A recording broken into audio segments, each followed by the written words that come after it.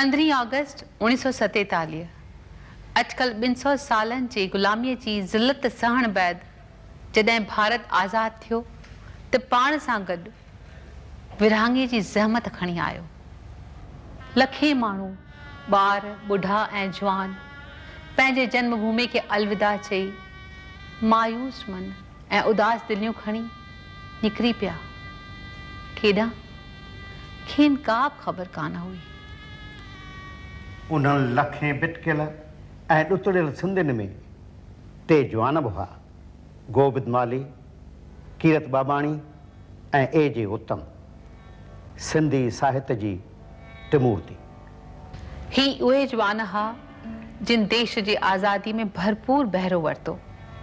हुननि तरंग भोॻिया, सख़्तियूं सठियूं, विद्यार्थियुनि जे हलचल में बहिरो वरितो। जवानीअ जे रंगीन ख्वाबनि खां वधीक रंगीन हो संदनि अखियुनि में सुपनो देश जी आज़ादीअ जो। पर आज़ादीअ बैदि खेनि छा मिलियो? चलावत में सिंध जे धरतीअ खां जुदाई, पंहिंजनि अबाणनि कखनि खां विदाई, सिंध जे अवाम खां जुदाई।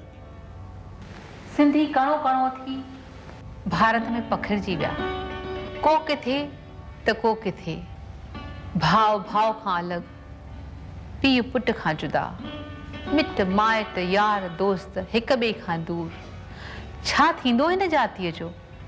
धरतीअ खां दूर कुंड कुंड में वसियल सिंधी पोइ बि सिंध खे सारींदा रहिया।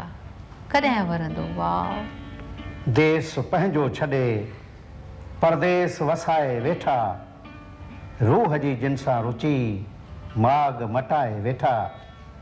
हिन दुरंगीअ जे अजब दौर जुदायूं आंदियूं, पंहिंजा पंहिंजनि खां अॾा दूर अॾाए वेठा।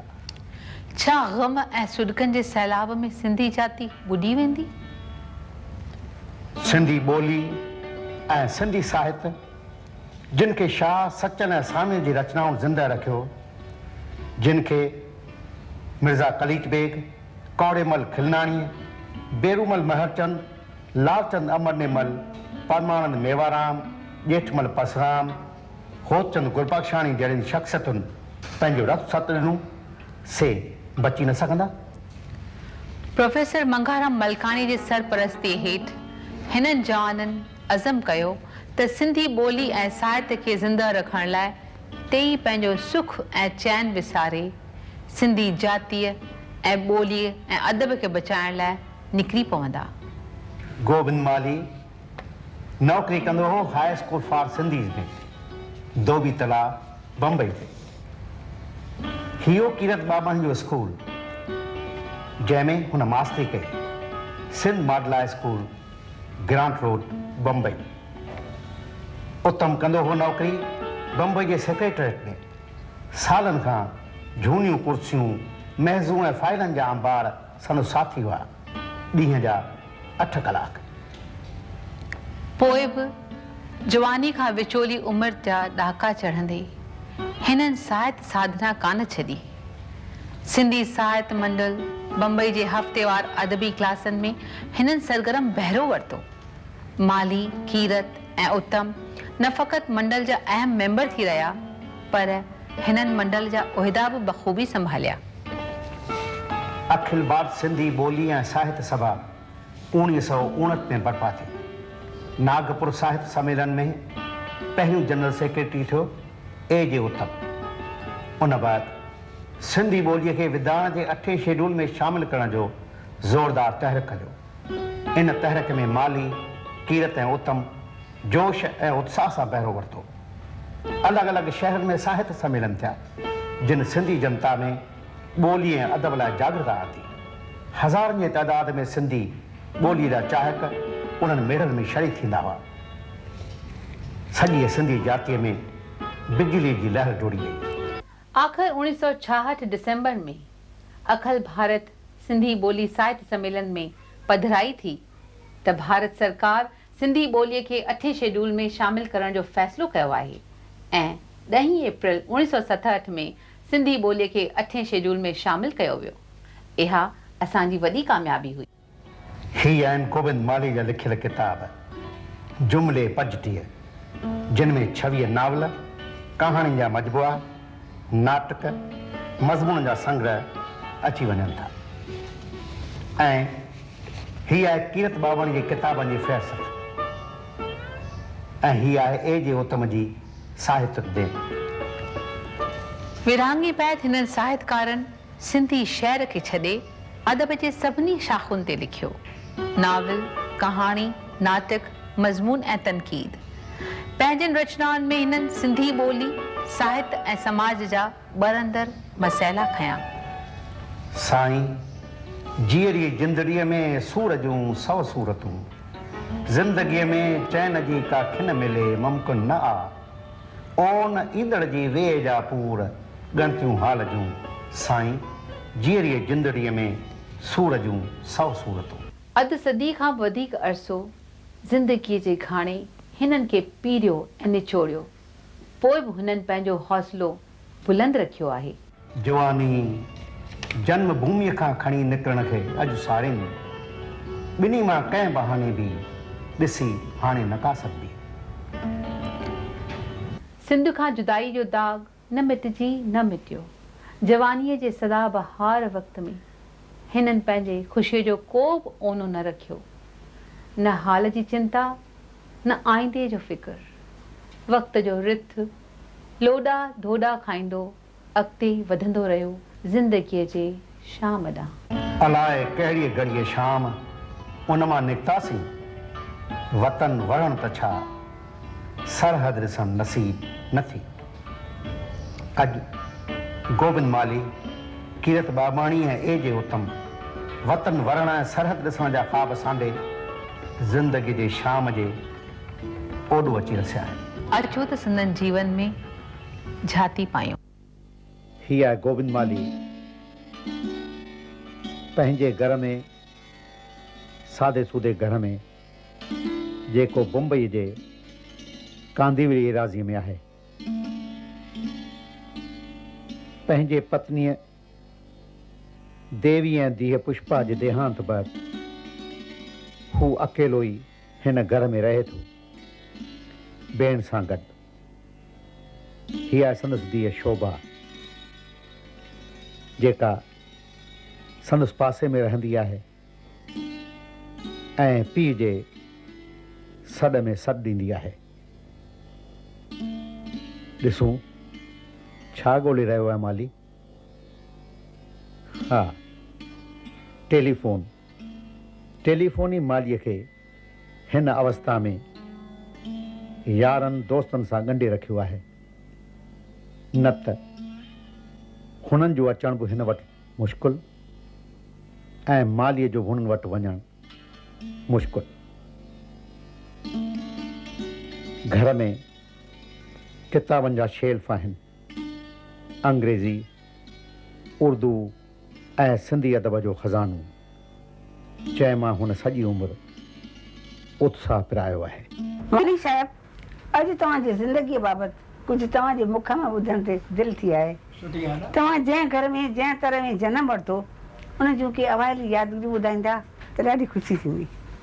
पहिरीं जेका यादगिरी मां तोखे ॿुधाईंदुसि वादो ख़ुदा, छो त मां पंहिंजे नानाणे घर में जनमु वरितो ऐं उन वक़्त जे जनमु वरितो। उन वक़्त जी मूंखे यादगिरी आहे सांभर, जंहिं वक़्त ते मुंहिंजी मां नई हालत में हुई ऐं मां नंढड़ो पितकड़ो मुंहिंजी माउ मूंखे बि इशारे सां चए थी अचो अचो अचो अचो अचो, ऐं हुन जूं अखियूं पीलियूं साई थी हुई। हुनखे सदूजन में सिकाल जे ॻोठ में पंहिंजे पेकनि में उहो गुज़ारे। तंहिंखां पोइ ॿी यादगिरी मूंखे आहे, असीं रूं था, मां मुंहिंजो वॾो भाउ ऐं मुंहिंजी भेण त मूंखां 1.5 साल वॾी हुई, पोइ असांखे बचाए। त स्त्रीअ जे महानता जी ख़बर उन वक़्त ते पहिरीं मुंहिंजी नंढड़ी भेण थोरो वॾी, उहा सॼी उमिरि मूंसां निभाईंदी रही जेसि ताईं हुनखे भॻवानु या काल घुराइण वरितो। पर मूं त ॿुधो तव्हां वकालत पास कई। वकालत पास कई, पर शायदि वकालत कई कोन तव्हां। न हुनजो भला कहिड़ो रीज़न हो?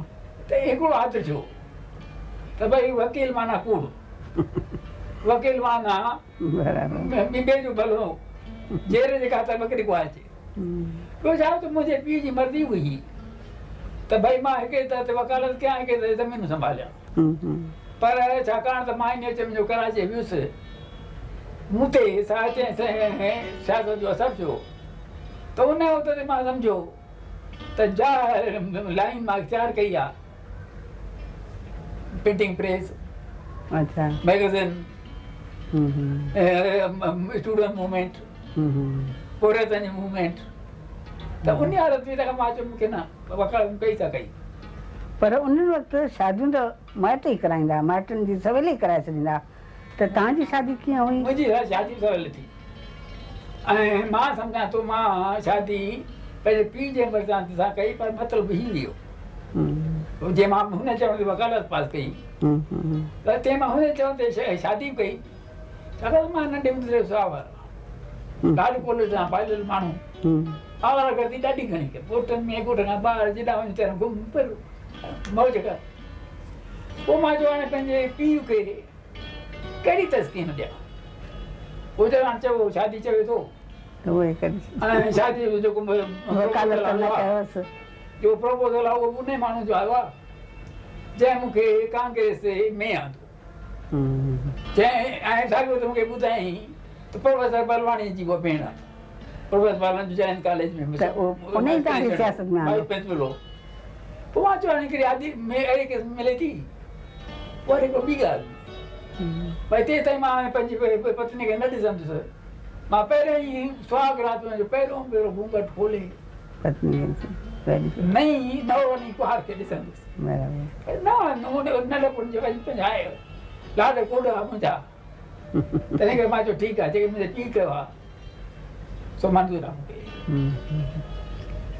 तंहिंखां पोइ मां सम्झां थी तव्हांखे सियासत वग़ैरह में त उते ई मशहूरी हासिल थी चुकी हुई सिंध में त ई मशहूरु पर पोइ हिन विरहाङे खां पोइ ताईं हिते आया त हिते कहिड़ी तरह थी वरी उन सां हलंदा रहिया उन सां सियासत साहित सां वरी साॻी तरह वापसि रहिया आहियो न सियासत में हीअं थी वियो सियासत मां करे छॾी उते रहंदे मां सियासत में आयुसि कम्युनिस्ट पार्टी जे असर हेठि आयुसि ऐं जंहिं ॾींहं ते विरहाङो थियो पाकिस्तान विजूद में आयो तंहिं मां झंडो बि खयों इन ख़्याल खां त पाकिस्तान में बि जमहूरियत हूंदी माण्हुनि जो राज थींदो माण्हुनि जी बहितरी थींदी पोइ एतिरी फुल्के परस्ती वधी वई सभु ख्वाब ई ख़ासि सभु जेके सम्झोसीं पोइ जीअं जीअं सत पचास जो रियलाइज़ कयो त पाकिस्तान हिकिड़ी ग़लती हुई ते मूं बि रियलाइज़ कयो त ॿिनि धर्मनि जे बुनियाद ते विरहाङो ग़लति आहे ऐं माण्हुनि खे विराए न सघिबो तंहिंखां पोइ माण्हुनि खे न विराए सघिबो आहे तंहिंखां पोइ तव्हां छॾणु कोन थे चाहियो सिंध खे ऐं कीअं कहिड़ो अहिड़ो कहिड़ो इंस्टेंस थियो जंहिंजे करे तव्हां छॾियो उहो तव्हां मां छॾिया ओचितो ॾींहुं आयो को पठाण मुंहिंजे ई टेबल तां पेपर वेट खणी मूंखे हणणु लॻो चवणो पुट मां आजा सिंध असांजी आहे सिंध सॼे दुनिया जे मुस्लमाननि जी आहे तुंहिंजो छा आहे हाणे तव्हां वञी थो मूंखे ॾींदो या नथो ॾी मां थो वञंदो दादागीर हिकदमि उन ई ॾींहुं हवाई जहाज़ में 1.5 कलाक खां पोइ मां पंहिंजे वतन पंहिंजी जनमभूमि बसि तव्हांखे पैसनि सां त प्यारु हो ई कोन जो वकालत न कयो त बाक़ी ताईं चवंदा उन लाइ छाजे लाइ रहूं जान त बचे न उन में पोइ छा थी वियो उहा ॻाल्हि मूंखे हिते अची रियलाइज़ कई त जेकर मूंखे मक़सद सां निभाइणो आहे त छिड़ थियल जाती हेॾी शाहूकार वरितो खणी आई आहे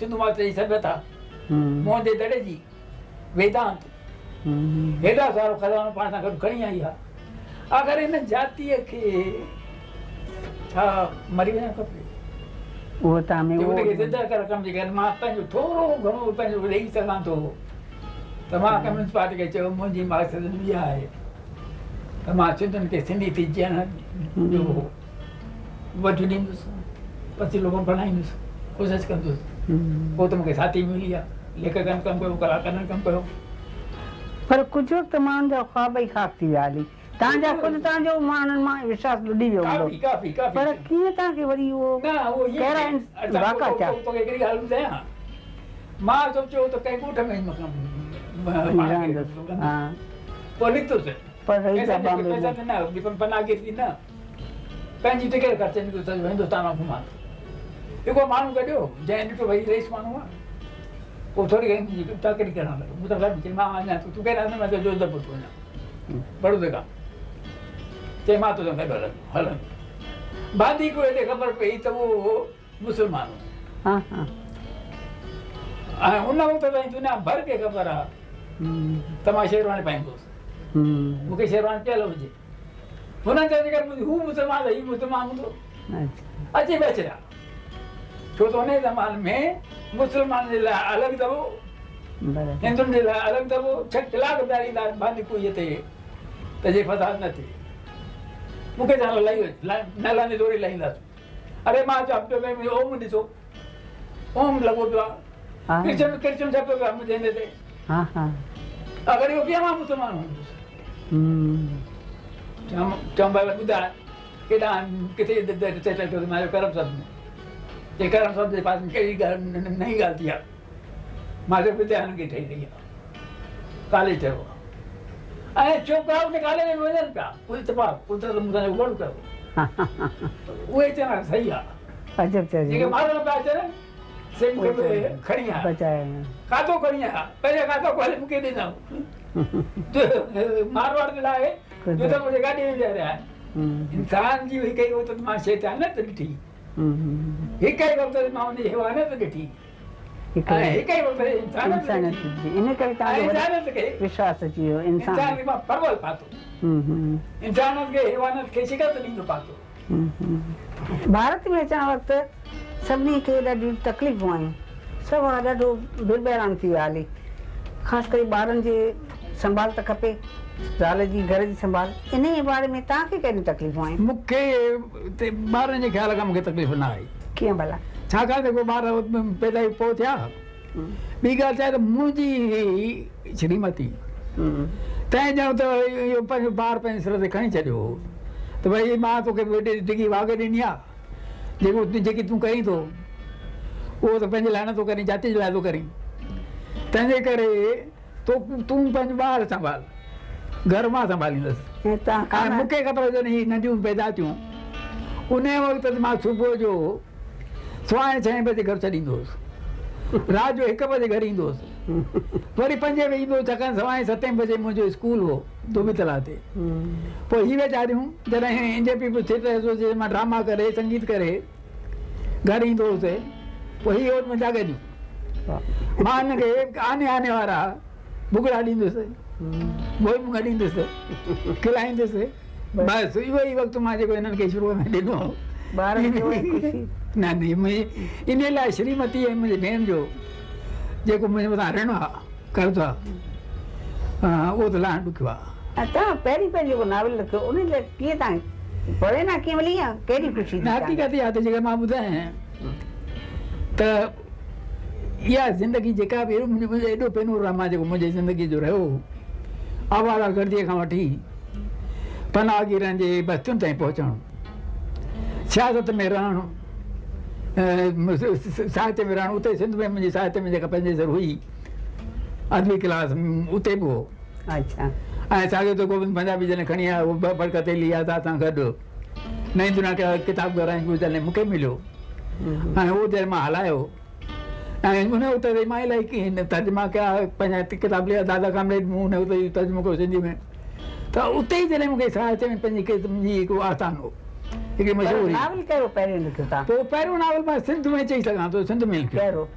उन मां इनकलाबी सिपाही अच्छा उन 100% ओरिजिनल सभु लिखियो आहे छो पहिरियों भाङो स्टूडेंट्स जे स्ट्राइक जो अच्छा ऐं छाकाणि त मां सियासत कराची में सियासत में आयो हुउसि हशुकर ब्राह्मणी जे असर हेठि भई पहिरीं ई साल जंहिं मां कराची में पहुतुसि तीअं हड़ताल हुई विद्यार्थियुनि जी नो फीस नो रिप्रेज़ेंटेशन जेसिताईं असांखे न मिलंदी पोइ त हाणे हर्षो जो असरु हो सुबेर ज्ञानचंद्रन जो असरु हो पोइ त मां स्टूडेंट्स में पंहिंजे नमूने सां पंहिंजो असरु कान पियो। ॿिया बि के तव्हां सां हुआ, अजवाणी, पंजवाणी ऐं इहो भेरवाणी, घणेई इहे जेके मुंहिंजा बुज़ुर्ग हुआ घणेई हुआ। उहे उते बि हुआ, हींअर हिते बि हुआ। जॾहिं असां सिंधी साहित्य मंडल हिते पैदा कयोसीं न, पर हिते जेको सिंधी साहित्य मंडल तव्हां पैदा कयो उन में तव्हांजो तमामु घणो वॾो हथो, उन लाइ कया हूंदा ॿुधायो। न हीअं थिए उन लाइ जेको क्रेडिट मूंखे आहे, मां चवां ज़रे घटि ओतिरो क्रेडिट बिहारी लाल छापिया कया। अच्छा हा, ऐं बिहारी लाल छापिया गुल आसनाणी हो, अच्छा, जो कंहिं ज़माने मूंसां गॾु स्कूल में डिबेटिंग सोसाइटीअ में चटापेटी कंदो हो, कॾहिं हू कटंदो कॾहिं मां कटंदो हुउसि। पोइ बिहारी उहो फ्रेंड्स रिहेबिलिटेशन में कॉर्पोरेशन में आयो, पोइ गुल चवणु लॻो माली तो साहित्य सां उते निभाए, हिते चवणो निभाए। बिहारी चवणु लॻो नहीं वरी कढूं। मां चयो चऊं तूं कढ, मां तोखे मदद कंदुसि। तंहिंखां नई दुनिया ठाही थी, वरी जेकर नई दुनिया ठाही त वरी ख़्यालु आयो त छो न नई दुनिया केरु फीड कंदो, लेखक आहे न, उहे लेखक खे साईंदा। पोइ असां माटुआ में लेखकनि जी मीटिंग ठाही, जंहिं गोविंद पंजाबी हो, जेके आडवाणी हो, नारायण भारती हो, उन कीरत जेल में सिंधु जे अंदरि, उत्तम मना बड़ौदे में हो, त उन वक़्तु ही भॼना, हे बिहारी छापड़िया, बिहारी लाल ऐं गुल आसनानी। सरकारी ऐं नेम सरकारी इदारनि ॿियनि वटां तव्हांखे कहिड़ा इनाम मूंखे मां इन्हनि ॻाल्हि में साहित्य अकाडमी इनाम मूंखे मिलियो कॾहिं 1972 में। तंहिंखां पोइ सरकार महाराष्ट्र सरकार पारां ₹1,00,000 इनाम मिलियो। हा बराबरि, महाराष्ट्र गौरव जो तोखे मिलियो, जिन बि साहित्य अकाडमी जो इनाम जिन खे मिलियो तिन खे मिलियो। ऐं साॻे नमूने सां सरकारी ऐं नीम सरकारी अकादमी जे तरफ़ां हाणे साहित्य अकाडमी अवार्ड मिले, वॾी ॻाल्हि आहे न। सिंध में वॾे में वॾो इनाम इहो मिली सघे थो न। महाराष्ट्र में वॾो इनाम महाराष्ट्र गौरव पुरस्कार आहे। त इन मुंहिंजी क़दुरु शुनासी पंहिंजे नमूने सां थी आहे, मां संतुष्ट आहियां। ऐं साॻे वक़्त ते ईअं कोन्हे भई मां मुंहिंजे कंहिंजे चवचाव ते या ख़ुशामद ते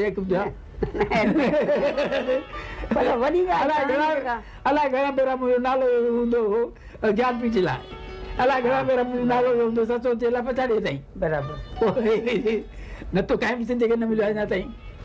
भला इहे जेको भगवंती नावाणी जहिड़ी हिकिड़ी मणी तव्हां ॻोल्हे लधी, कहिड़ी मणी सभ खां असांखे हिकिड़ी अहिड़ी मिठी सुंदर सूरत ॾिनव जेका सॼे उन खे वरी तव्हां पंहिंजे साहित्य जे भई ॿोली जे वाधारे लाइ, सिंधी राग जे वाधारे लाइ, सॼी सिंधियत जे फैलाव लाइ जेको तव्हां पंहिंजे मुल्क में पंहिंजे मुल्क खां ॿाहिरि वठी विया, केॾो तव्हां कुझु नालो कढियो, हुनजो नालो कोन्हे कढियो, जेके कयोसीं फ़र्ज़ु कयोसीं। पर ॿी ॻाल्हि ॿुधो, ॿी इहो सभु कुझु कंदे त तव्हां त नावल तमामु सभिनी खां घणा लिखिया आहिनि, हेतिरा नावल लिखंदे तव्हांखे केतिरा किरदार ख़बर न आहे किथां ते मिलिया। पर वॾी ॻाल्हि मूं चयो त तव्हांजे जेको वक़्तु ॾिनो भगवंती नावाणी सां गॾु भिटकण में सॼे हिंदुस्तान खां ॿाहिरि चाहे हिंदुस्तान में, तव्हां कॾहिं ईअं पछतायो आहे त भई उहो वक़्तु मां जेकर अञा साहित्य खे ॾियां त अलाए केतिरा नावल कढां, अलाए वेझो छा छा करे सघां, कॾहिं अफ़सोस थियो आहे तव्हांखे? ज़िंदगी में अलाए छो मां अफ़सोस न कयो आहे। ज़िंदगी मूंसां वड़ कया आहिनि, ऐं वॾे वॾो जेको मूंसां वॾो मां न कॾहिं कयां त जातीअ सां वॾो थियो आहे। ऐं वॾे वॾो इहो थियो त भगवंती न ॾिनी, भगवंती मुंहिंजे स्कूल में मुंहिंजी विद्यार्थी थी आहे, हुनजे आवाज़ खे मूं परखियो। पीपल्स थिएटर एसोसिएशन में आंदो कोई परखे न, हा इंडिया में। ऐं उते खनू घोष, सलील चौधरी, घणनि म्यूज़िक में कोरस गीतनि में ॻायो। उते इतफाक़ सां मुंहिंजो हिंदीअ में ड्रामो पियो थिए, मुसाफ़िर के लिए। ऐं उन डायरेक्टर जे हिते घटक बंगाल जो वॾे वॾो फिल्म डायरेक्टर, ड्रामा डायरेक्टर, जेके सत्यजीत रे मञो आहे, उनखे मां जेके अंदरि आयो वार्डन रोड ते नानक निवास में, मूंखे तोखे हेॾो चए माली हक़ मौजूदु छा आहे? मां चयो गाॾी प्रिवेलन ख़ुदा जिते किथे आहे, भॻवानु हर कंहिं हंधि आहे। चई मां मुंहिंजे पासे में सिंध जो घरु आहे, विहाणनि ताईं हक़ मौजूदु लॻियल आहे। मां चयो सचल ई मञींदो हूंदो। चई सचल छा? मूंखे त ख़बर आहे सिंध खे ॿ ॻाल्हियूं ईंदियूं आहिनि, फैशन कीअं कजे पैसो कीअं कमाइजे अरे मां चवां चई ॻाल्हि असां छा थिया सिंध मां ते सभ्यता मोहन जो दड़ो आहे असांजो सुभाणे ॻाल्हाईंदासीं पोइ ॿिए ॾींहुं मां हुनखे किताबु ॾिनो सूफ़ी सेठ साहिब सिंध जेठ मां परसाम जो चलो जेकॾहिं तूं न चई हा त मां सम्झां थी टैगोर आहे मां जो भाई वॾी ॻाल्हि ई थिया थी तुंहिंजे टैगोर खे सॼी दुनिया सुञाणंदी आहे मुंहिंजे शाह लतीफ़ खे सिंधी जाती न सुञाणंदी आहे छा चईं थो वठे पोइ हिते बदनसीबी आहे छो वेठो आहीं हिन भॻवती वठी वञ सिंधी संस्कृति खे ज़िंदा रखी सघंदे वाह वाह त सिंधियुनि सां वड़ो सभु सिंधियुनि न कयो आहे बराबरि पोइ ॾेखारियो सिंधियुनि में सिंधियुनि सां वड़ कयो आहे जिन विते घटि था सम्झे भई जेका मूंखे चयो तो आहे भॻवंत खे देन हुई मूंखे लॻे थो इतफ़ाक़ हो। भॻवंती सां गॾु पर जेका महिनत जेका जफ़ाकशी या जेका नियमत जेका मञूं था जेका भॻवंत में हुई ओड़ी मां नथो सम्झां कंहिं कलाकार में आई आहे अॼु ॾींहं ताईं हिन करे त तव्हां भॻवंती खां पोइ तव्हां सफ़ाई करण छॾे ॾिना आहिनि न पंहिंजा जलसा मां पोइ ड्रामा था न पाइनि ड्रामा उन लाइ वरी ॿियो मुंहिंजो नसीबु जो मुंहिंजे घर में पुष्पा हुई हा बराबरि पुष्पा माली जा पंहिंजे नमूने सां दुख जी ॻाल्हि आहे उहा तमामु पंहिंजे नमूने सां पंहिंजे हिसाब सां न कंहिं माली जी धीउ हुजणु करे पर इब्ता में के कलाकार हुजणु करे सिंधी स्टेज ते मशहूरु हुजणु करे सुठे में सुठे अनाउंसर संचालक हुजणु करे उन पंहिंजो योगदान हो सिर्फ़ु हुन मूंखे इहा हिमत ॾिनी त मां इन खेत्र खे विसारियनि कल्चरल खेत्र खे विसारियनि तंहिं करे संगीत जे बदिरां मां ड्रामा करणु शुरू कया इहा तव्हांजी तमामु वॾी दिलि आहे तंहिंजे करे मां सम्झां थो जीअं भॻवंत जो रहियो आहे मुंहिंजे ज़िंदगीअ में तीअं पुष्पा जा किथे न किथे मूं ते सिंधी जातीअ ते ऐसा न पर तव्हां नंढे नात खे मोर ॾिनो नओं मोर ॾिनो इहा ॻाल्हि अलमाशकार आहे ख़ैर हीअं नाटक नंढे नाटक जो अबो त असांजो प्रोफेसर एन ममलकानी हो जंहिं सचपचो सिंधी जे नाटक सां वड़ो कयो सिंध में लिखियल नाटक वरी हिते नए सिरे लिखियईं असांखे उस्ताद कयईं पर नंढे नाटक जी लाइ जेका प्रेरणा मूंखे मिली इंडियन पीपल्स थिएटर एसोसिएशन हा हा जिते मुसाफ़िरों खे मुसाफ़िर ले जेका उन्हनि जो कयो हो त मुंहिंजा ॿिया नंढा नाटक में तरक़ी पसंदि हुआ न इहे त उन में ऋतिक घटना था आर एम सिंह हो ॿिया डायरेक्टर आंगिल हो एके आंगिल हो हुन में त इन्हनि सभिनी जे सोबत विरांदे जॾहिं असीं ऋतिक जे कम ते छॾे आयासीं त उन वक़्तु मां हिते मदन जुमानी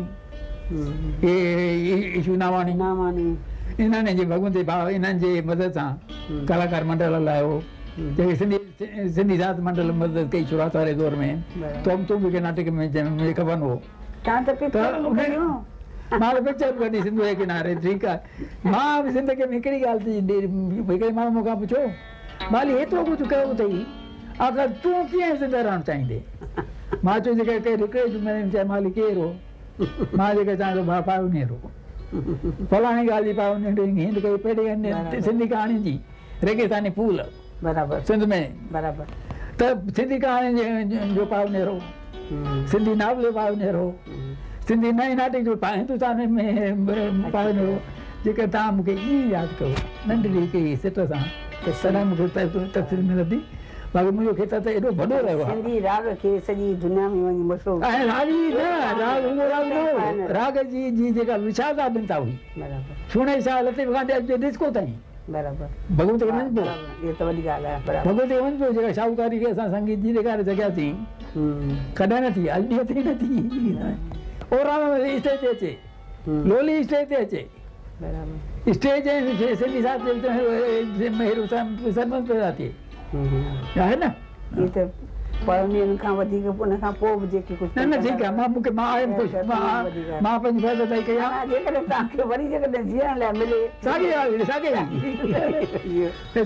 साॻी वकर जी ॿोली ते सिंध में जो विया हाणे त तव्हांखे कीअं हुते पंहिंजो जेको तव्हांजो आदत हक़ीक़त में कीअं लॻो तव्हांखे अरे न ॾिसे इहे त मुंहिंजो वॾो वॾो ज़िंदगी में जेके मूंसां वॾा थिया आहिनि कंहिं सोचियो हूंदो त माली सिंध वञी सघंदो कंहिं सोचियो हूंदो पंहिंजी माता जी ऐं जंहिं सिंध मूंखे एॾी इंस्पायर कयो आहे जंहिं शाह जे भूमि आहे मारवी जे भूमि आहे झूलेलाल जे भूमि आहे उते मौक़ो जंहिं मूंखे एॾो उन वटि वञणो मौक़ो मिले शेख आया सां गॾिजां सूबे ज्ञानचंदन सां गॾिजां इन्हनि सां गॾिजां पंहिंजे करतारनि सां गॾिजां वॾी ॻाल्हि उहा आहे पंहिंजे हा उहो गिदू ईंदो गिदू तव्हां चओ था न ज़्यादा झूना हा गिदू अड़े अलाए घणा करंदा पर गिदू जेके मां अलाए हिकिड़ी कहाणी में आंदो आहे नावल में आंदो आहे बराबरि उहो साईं उते उहो ग़रीब हो ऐं मां असांजे हारीअ वांगुरु हो हाणे वरी उहो गिदू उते चाहे 14 सिंधी घर मुंहिंजे ॻोठ में हिंदुनि जा उन मुकी हुओ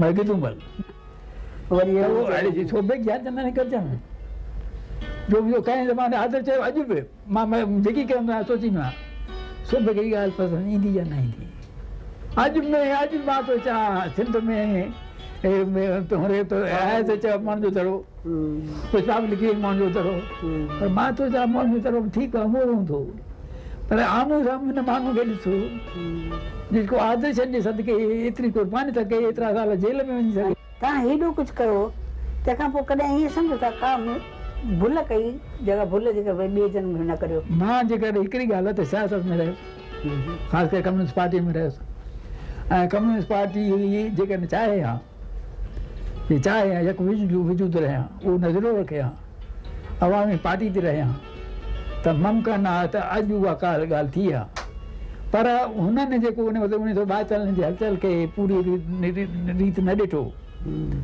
ऐं तंग नज़र सां तंहिंजे करे चयमि त मां हिते आयुसि मूंखे चवनि कम्युनिस्ट पार्टी में दाख़िल थियो मां चयो न मुंहिंजी कम्युनिस्ट पार्टी बि आहे मार्क्सिज़म बि आहे सूफिज़म बि आहे सभु बि आहे त सिंधी जाति जिंदह रहे सिंधी साहित्य जिंदह रहे तंहिं करे उहा हिकिड़ी ग़लती हुई जेका मूं कई झंडो मूंखे हुन ते पाकिस्तान जिंदाबाद इहा ग़लती हुई तो पाकिस्तान जिंदाबाद थी न पार्टी जी पॉलिसी हा छाकाणि पार्टी जी पॉलिसी ग़लति पॉलिसी हुई भई ॿिनि धर्मनि जे बुनियाद ते ॿिनि मज़हबनि जे बुनियाद ते मुल्क घुराइजे ॿी ग़लती कंदे कंदे बची वई इहो पियो जे हुन हलियो जज़्ब थी वञो पर जज़्ब थी वञो सिधो न पिया अचनि त ॿोली लिपी फेरायो सियासतदान ऐं मां हुन केरु मां नाला वाला नथो खणा पर मां हुन वखड़ में अची करे ईअं पियो चवां त जेकॾहिं ग़लती करणी आहे लिपी फेराए त सभु गॾिजी फेरायूं न मां पंहिंजे साथियुनि खे चयो पोइ मां महसूसु कयो त भई जेकॾहिं इहा लिपी फेरायूं त छा केॾां वेंदो हेतिरनि सालनि जी सिंधी लिटरेचर केॾां वेंदो तंहिंजे करे कॾहिं सिंधी ॿोली माना सिंधी लिपि तंहिंजे करे देवनागरी जे चकर में अचण खां मां रहिजी वियुसि ग़लती कंदे कंदे बची वियुसि इहो बि सम्झो करे को वड़ जेतिरा हेतिरा वड़ मुंहिंजे साहित्य में ज़िंदगी में कया आहिनि इहो बि वड़ बसि हाणे हर हिकु प्रांत में असांखे साहित्य अकेडमी मिलियूं आहिनि जिन खे लखें रुपया मिलिया आहिनि पंहिंजे असांजे साहित्य लाइ ख़र्चण लाइ उन मां साहित्य जा किताब टुकू पुड़कू कढायूं तंहिंखां हर प्रांत में जेकॾहिं ज़बरदस्ती हिकिड़ो वॾो हिकिड़ो आंदोलन शुरू करे छॾियूं हर सिंधीअ खे जीअं अॻ में चवंदासीं खादी ड्रेस पाईंदड़ पंहिंजे मुल्क जो सिपाही आहे ईअं चऊं जेको माण्हू सिंधी लिपि लिखी पढ़ी ॼाणे थो उहो असांजे सिंधी जो पको सिंधी सिपाही आहे आमीन मुंबई जे प्रभा देवी एराज़ीअ में हिकु नंढे घर में रहंदो आहे कीरत बाबाणी पाण ऐं संदसि पत्नी सविता सुबुह जो पंध ते वञणु संदसि नियम आहे कॾहिं मुनो कलाक कॾहिं कलाक घर में पहुची पाण ऐं संदसि पत्नी गॾिजी चांहि पीअंदा आहिनि उन बैदि हूअ पंहिंजे घर में ऐं हू पंहिंजनि मशगूलियुनि में संदसि 3 पुट ऐं नूंहरूं पोटा पोटियूं पिणु बम्बई में रहंदा आहिनि पंहिंजनि पंहिंजनि घरनि में हीअ आहिनि कीरत बाबाणी जा लिखियल ऐं तरतीब ॾिनल किताब जिन में संदसि आत्म कहाणी जा 3 जुल्द आहिनि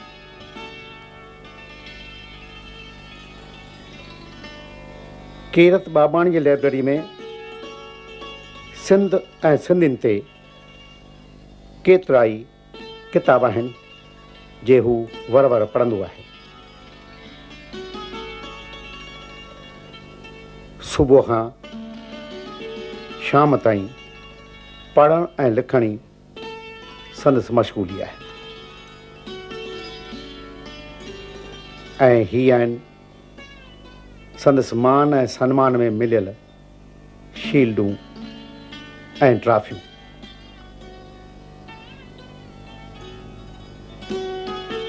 कीरत बाबाणी ऐं सविता जो कुझु साल अॻु निकितल फोटो। किरत हूअं त हमेशह असां पाण में पे गॾजंदा रहिया आहियूं, कॾहिं सेमिनार में, कॾहिं सभा में, कॾहिं अदबी क्लास में, चाहे घरनि में। अॼु हिकिड़े निराले नमूने में पाण में गॾिया आहियूं, छाकाणि जो हिकिड़ी कैसेट ई ठहे थी तव्हांजी त्रिमूर्तीअ जे बारे में, ऐं उन जी हिकिड़ी पंहिंजो विख्यात प्रख्यात तूं बि हिकिड़ी मूर्ति आहे, उन जे बारे में थोरी ॼाण जीअं ॿियनि खे मिले त असां पाण में थोरो ॻाल्हाईंदासीं। भले भले। त पहिरियों सुवाल मां जेकर तोखां इहो पुछां त जंहिं कुटुंब में तुंहिंजो जनमु थियो ऐं जिते तुंहिंजो नंढपण गुज़रियो, उन कुटुंब चाहे उन नंढपण जे बारे में कुझु ॿुधाईंदे? असांजो कुटुंब या परिवार मध्यम वर्ग जे दुकानदारी क्लास मां हो। असीं हिकिड़े तमामु नंढड़े ॻोठ में, जंहिंजो नालो मोरो इलाइक़ो हो, नवाबशाह डिस्ट्रिक्ट में, उन में रहंदा हुआसीं। ऐं उन ॻोठ में 10-15 घर हिंदुनि जा हुआ ऐं बाक़ी 100-150 घर मुस्लमाननि जा हुआ। अच्छा। असांजी दुकानदारी हुई, तंहिंजे करे घणे भाङे जेके बि ॻोठ जा माण्हू हुआ उन्हनि सां असांजो प्रेम हो, छाकाणि खंधो वग़ैरह उहो असां खां खणंदा हुआ, दुकानदार। ॿियो वरी असांजो हिकिड़ो चाचो हो जेको पासे में हिकिड़ो जंगल हो, उन मां लकड़ियूं जो ठीको खणी ऐं उन मां कोयला ठाराए ऐं शहरनि में विकिणंदो हो। त मां कॾहिं कॾहिं उॾाए वेंदुसि ऐं कॾहिं कॾहिं हिते हूंदुसि। असांजे कुटुंब में 5 भाउर हुआ ऐं हिकिड़ी भेण हुई। मुंहिंजो जो पीउ हो सो वॾे में वॾो भाउ हो ऐं उन खां पोइ ॿिया 4 भाउर हुआ। नंढे हूंदे या 3-4 सालनि जो मसो होसि त मुंहिंजो पीउ गुज़ारे वियो। पर उन जी मूंखे एतिरी सांभर कोन्हे ऐं मूंखे इहो बि ख़बर कोन्हे त उन वक़्तु मुंहिंजो रद अमल छा हो।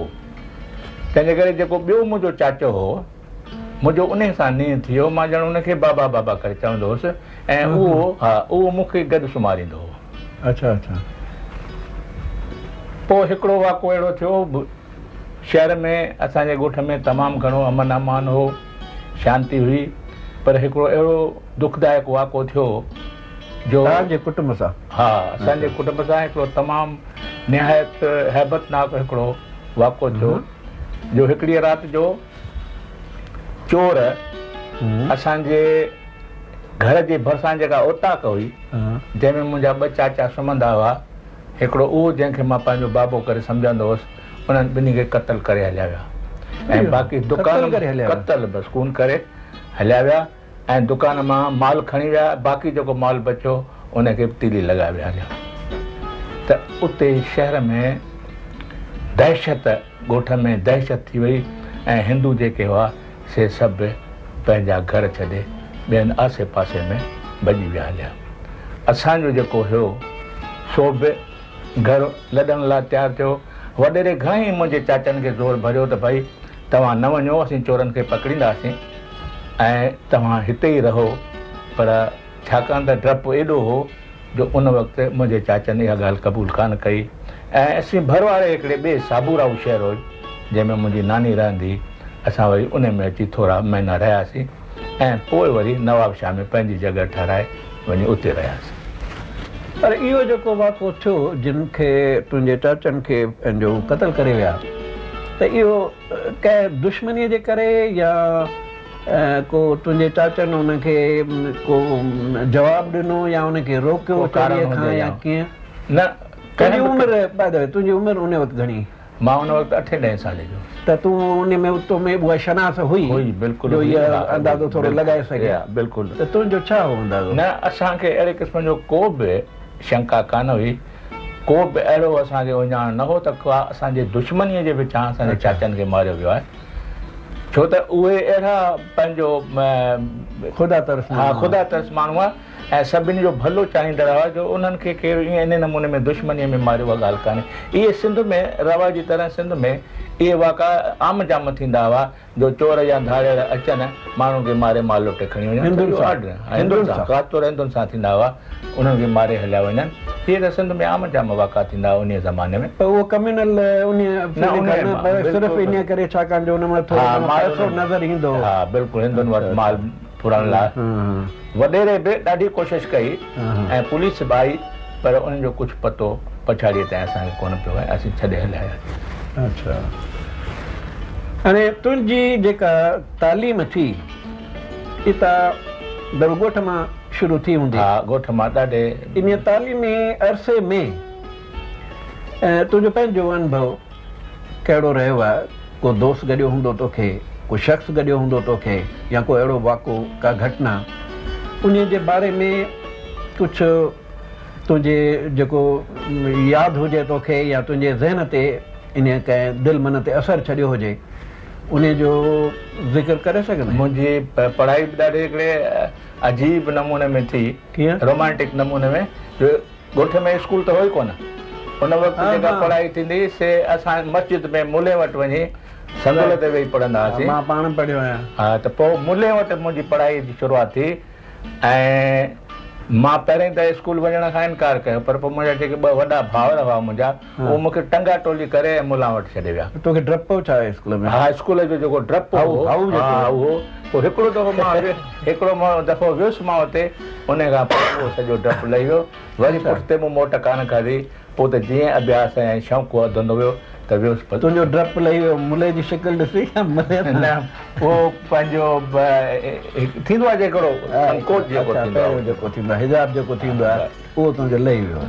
उन खां पोइ जेका बाक़ी तालीम थी उन में तुंहिंजो को वाक़ो? त वरी साबूराव में थोरा महीना मां पढ़ियुसि तंहिंखां पोइ त नवाब शाह में सॼी ॿी मुंहिंजी जेका थी तइलीम सा नवाब शाह में थी जितां मूं मैट्रिक ताईं पास कयो ऐं पोइ वरी कराची कॉलेज हलियो वियुसि वरी तंहिंखां पोइ कॉलेज जेको आहे कराची। हा पर इहा जेका स्कूली तालीम आहे इन जा के इम्प्रेशन्स को शख़्स जो इम्प्रेशन कंहिं संगतीअ जो इम्प्रेशन या को पंहिंजे लेखे ॿियो अनुभव उन मां का तोखे असरु छॾियो हुजे? स्कूली जीवन में असांजे टें दर्जे क्लास में हिकिड़ो रोचीराम थावाणी क़ौमी ख़्यालनि जो मास्टर हो। रोचीराम थावाणी त अञा बि? हा रोचीराम थावाणी अञा बि जीअरो आहे ऐं नागपुर में रहंदो आहे।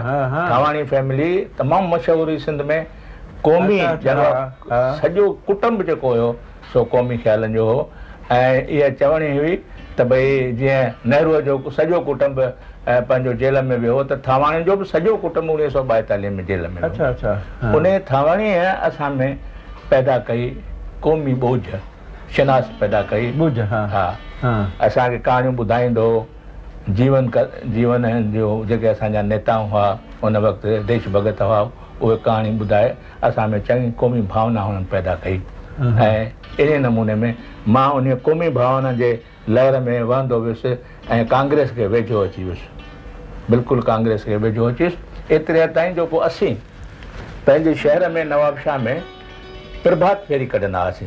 उहा जेका आज़ादीअ जी तहरीक उन वक़्तु हली पई इन लॻभॻि इन पीरियड में 40-42 में त उन में इन क़ौमी भावना तो ते कोई अहिड़ो असरु कयो जो उन में तो भाग वरितो हुजे? उहो ॿुधायां थो मां त कीअं कहिड़े नमूने मां 1942 जे हलचल में घिड़ी पियुसि त पोइ उहा उन भावना ऐं असां एतिरे हद ताईं बि असां में उहा देशभक्ति जी भावना हुई जो असीं कुलनि ते खाधीअ जा ताकिया खणी बि घरनि में वञी विकिणंदा हुआसीं ऐं बस्तियुनि में जेके ग़रीब हुआ उन्हनि खे दवाऊं बि वञी ॾींदा हुआसीं ऐं अहिड़ी तरह क़ौमी भावना ऐं ॿी हिकिड़ी बि ॻाल्हि ॿी बि ॿुधायां त इन भावना जे असर हेठि ॿिया बि मुंहिंजे क्लास जा केतिरा ई शागिर्द आया। पोइ असां वरी पाण में हिकिड़ी फॉरवर्ड स्टूडेंट्स यूनियन ठाही ऐं उन जे तरफ़ां असां हिकिड़ी फॉरवर्ड स्टूडेंट हथ लिखियल मायानी हिकिड़ी बुलेटिन बि तयारु कंदा हुआसीं जेका सिंधीअ में नालो अंग्रेज़ी? हा नालो अंग्रेज़ी फॉरवर्ड स्टूडेंट्स यूनियन। फॉरवर्ड किथां? फॉरवर्ड असांखे जेको मिलियो सुभाष चंद्र बोस जे फॉरवर्ड ब्लॉक मां मिलियो पोइ उहा असीं छोकिरनि खे ॾींदा हुआसीं विराईंदा हुआसीं सर्कुलेट कंदा हुआसीं ऐं अहिड़ीअ तरह मां तमामु वेझो थी वियुसि ऐं पोइ ओचितो 9 अगस्त 1942 में करो या मरो जो आवाज़ ॾिनो महात्मा गांधीअ ऐं क्विट इंडिया अंग्रेज़ भारत छॾे वञो मूवमेंट थी। उन 9 अगस्त ते असांखे स्कूल में पतो पियो त नेताउनि खे गिरफ़्तार करे विया आहिनि। मां वञी पंहिंजे सॼे स्कूल में हिकु क्लास में वञी नारा हणी ऐं शागिर्दनि खे ॿाहिरि कढियो। पोइ असीं हिकिड़ो जुलूस ठाहे ऐं शहर में निकिरी पियासीं। छाकाणि असांजो स्कूल जेको विल्सा स्कूल जंहिंमें असीं पढ़ंदा हुआसीं उहो स्कूल असांजो मैल ॾेढ शहर खां परे हो। पोइ असां उतां जुलूस कढियो, छोकिरियुनि ऐं छोकिरनि गॾिजी जुलूस कढी उतां असीं आयासीं, सॼे शहर खे परिक्रमा ॾेई पोइ अची विच बाज़ार में बीठासीं त ओॾी महिल असांखे नियापो आयो त हाणे पुलिस अचे थी, असां भॼी वियासीं। मां वञी हिकिड़े दोस्त जे जुलूस तो पे लीड कयो। जुलूस मूं पे लीड नंढे हूंदे खां मूंखे न इहो जनून हो मूंखे नंढे हूंदे खां। यकदमि नियापो आयो त पुलिस थी अचेव, तव्हां पंहिंजो निकिरी हलिया। मां बि यकदमि निकिरी ऐं वञी कंहिं दोस्त जे घर ज़ेर ज़मीन थी 3 ॾींहं उते वेठो हुउसि। पोइ मां बीमार थी पियुसि ऐं घर जॾहिं मोटी आयुसि त पुलिस अॻु में ताड़ में वेठी हुई। यकदमि मूंखे गिरफ़्तार करे लाकअप में हणी आहियूं। कुल घणा महीना तूं जेल में रहे? टोटल मां 11 महीना जेल में रहियुसि। 11 महीना जेके तूं जेल में रहे उन पंहिंजे जेलनि जो उन सज़ा भोगण जो कोई पंहिंजो अनुभव या आज़मूदो? इहा सज़ा कोन हुई, हिननि इहो असांखे नज़रबंद करे रखियो हो। अच्छा अच्छा। हा, नज़रबंद। उन्हनि न को केस हलायूं न को ॿियो, पर नज़रबंद करे रखियऊं, जंहिंखे डिटेन्यूस चवंदा हुआ।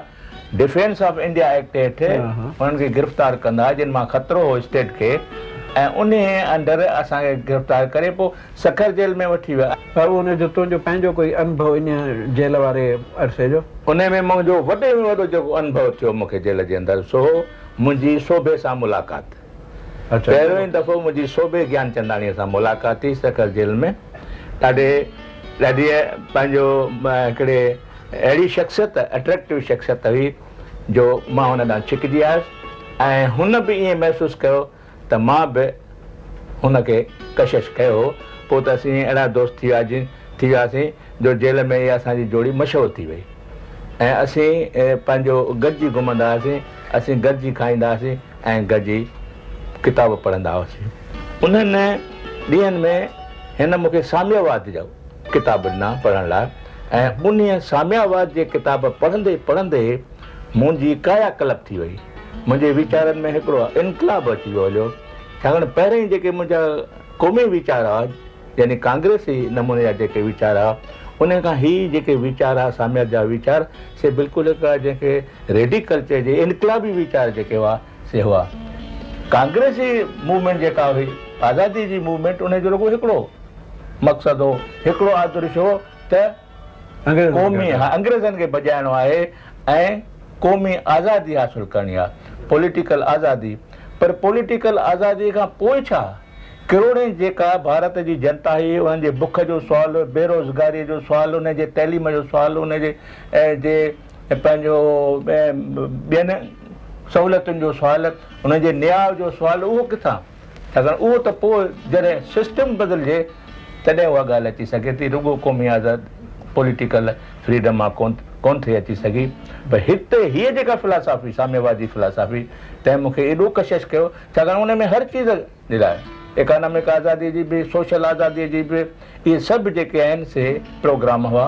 तंहिंजे करे इन जेल जे अंदरि ई मां कांग्रेसी वीचार, कांग्रेस फ़िलसफ़े खां हटी मां साम्यवादी फ़िलसफ़े ॾांहुं हलियो वियुसि ऐं पोइ ॿाहिरि निकितुसि त मां कम्युनिस्ट पार्टीअ सां कमु करणु लॻुसि। त माना हिकु जेका कांग्रेस जी जेका फिलासफ़ी हुई, आज़ादी जी जेका तहरीक, उन तुंहिंजे दिलि खे छुयो ऐं हीअ जेका ज़हन खे उहा तोखे वधीक लॻी क़बूल करण जहिड़ी ऐं वधीक उन में वधीक ॼाण जी ऐं बहिरो वठण जी।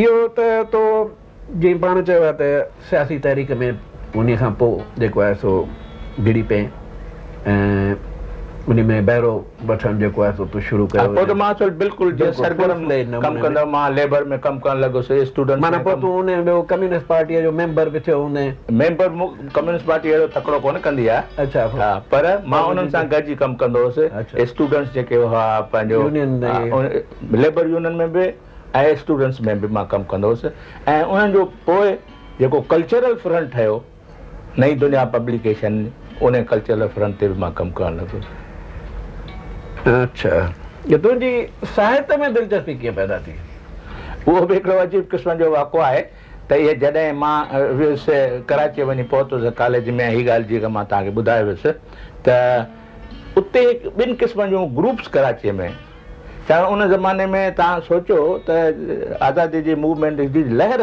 उथी हुई जंहिंमें असीं सभई जवान जेके हुआसीं जेलनि में वियासीं तंहिंखां पोइ ॿियो जेका लहर उथी हुई सा हुई रूसी इनकलाब जी लहर उथी हुई जंहिंमें साम्यवाद जो जेको आहे सो वॾी फिलासफ़ी जो तमामु वॾो फैलाव थियो हो इन्हनि सभिनी गॾिजी सिंध में बि असरु कयो सिंध में बि नंढियूं नंढियूं ग्रुप्स जेके आहिनि जुदा जुदा हंधनि ते ठहियूं जंहिंमें साम्यवादी वीचारनि जा जो फैलाव करण लाइ पैदा थिया आहिनि पहिरियों साम्यवादी वीचारनि खे फैलाव करण लाइ शिकारपुर में गोबिंद पंजाबीअ हिकिड़ी नई दुनिया किताब घर खोलियो हो ऐं पोइ उहो थोरे वक़्त खां पोइ वरी खणी आया कराचीअ में ऐं हू छाकाणि त थोरो हलाए न पिए सघियो या हुनखे ॿियूं के मजबूरियूं हुयूं त पोइ इहो कम्युनिस्ट पार्टीअ वारनि इहो वरितो हिन खां नई दुनिया किताब घर ऐं मालीअ खे हलाइण लाइ उहो हिननि ॾिनो मालीअ वरी उन नए किताब घर जे बैनर हेठि हिकिड़ी मंथली मैगज़ीन जेका कढी जंहिंजो नालो रखई नई दुनिया माहवार रसालो अच्छा हा उन नई दुनिया माहवार रसाले हिकिड़ो सिंधी कहाणियुनि जो स्पेशल पर्चो कढण जो ऐलान कयो त माली मूंखे चैलेंज ॾिनो भई तूं लिखंदे इन लाइ कहाणी इन खां अॻु में तो कुझु लिखियो इन खां अॻु में मूं कुझु कोन लिखियो सवाइ हिन जे जो जेका कम्युनिस्ट पार्टीअ जी हुई हफ़्तेवार अख़बार सदाकत रुगो मां उन खे एडिट कंदो हुउसि या उन लाइ लेख तर्जुमो कंदो हुउसि पोइ मूं चयोमांसि तूं मां लिखां त तूं पंहिंजो पब्लिश कंदे पंहिंजे मैगज़ीन में चई हा कंदुसि पोइ वरी मां कहाणी ॻोल्हण लाइ कराची जे शहर जे घिटियुनि में निकिरी पियुसि त कहाणी ॻोल्हे अचां ऐं इतफ़ाक़ कहिड़ो थियो जो मां जीअं बंस रोड जेको इहो आहे तंहिंमां पे लंघियुसि हा कहाणी कीअं मिली त हिकिड़े मिठाई जी दुकान ते ॾिठुमि त हिकिड़ो मेड़ाको लॻो पियो आहे मूं झाती पाए वञी अंदरि ॾिठी त भई छा आहे पोइ हेॾो मेड़ाको छो आहे ॾिसां त हिकिड़ो नंढो 10-12 सालनि जो छोकिरो आहे तंहिंखे मोचड़ा पिया लॻनि ऐं टमाटनि मथां टमाटो मिठाईअ वारो मूं ॾिठो त मूं पुछियो भई छा आहे माजरा चई हिन चोरे मुंहिंजी जिलेबी जेका आहे चोराई आहे इते मुंहिंजे ज़हन में इहा कहाणी अची वई कहाणी मूंखे मिली वई मूं कहाणीअ जो सिरो रखियो जिलेबियुनि जो चोर जेका मुंहिंजी पहिरीं कहाणी अच्छा विरहाङे ताईं सम्झो ॿी बि हिकिड़ी कहाणी लिखियमि हा जंहिंजी हूअ पर उहा मुंहिंजी पार्टीशन जे बारे में पंजाब में जेके फ़साद थिया हुआ उन्हनि फ़सादनि जे बुनियाद ते मूं हिकिड़ी ॿी लिखी सिर्फ़ु इहे 2 कहाणियूं विरहाङे जे खां अॻु में सिर्फ़ु 2 कहाणियूं लिखियूं बाक़ी रुगो ख़ासि करे अख़बार नवीसे जो जेको कमु हो सो मां कंदो किरे त विरहाङो असां सिंधियुनि लाइ हिकु वॾी दुर्घटना रहियो आहे इन विरहाङे जे बारे में तव्हां मार्क्सवादियुनि जो कहिड़ो तसवुरु हो तुंहिंजे सुवाल जा 2 भाङ आहिनि हिकिड़ो इहो त विरहाङे लाइ कम्युनिस्ट पंहिंजो तसवुरु असांजो चाहो ऐं ॿियो त असां हुनजी हिमायत कई पहिरीं ॻाल्हि तसवुर जो सुवाल तो पुछी त पाकिस्तान जो तसवुरु कंहिं वटि बि कोन हो कंहिं बि पार्टीअ वटि कोन हो जेकॾहिं हो त रुगो ब्रिटिश इंपीरियलिज़म वटि हो तसवुरु त असां हिन सब कॉन्टिनेंट खे विराहे टुकड़ा करियूं ऐं हिंदुनि मुस्लमान जो दाइमा झगड़ो क़ाइमु करियूं कम्युनिस्ट पार्टी जी इहा मुराद कान हुई तंहिंजी कम्युनिस्ट पार्टीअ विरहाङे जी हिमायत न कई जीअं तूं चईं पर उन्हनि रुगो पाकिस्तान जे बारे में जेके शंकाऊं हुयूं मुस्लिम लीग जूं उन्हनि खे एनकरेज कयो ऐं indirectly we can say that they have played a part in creating certain situation where the country was divided.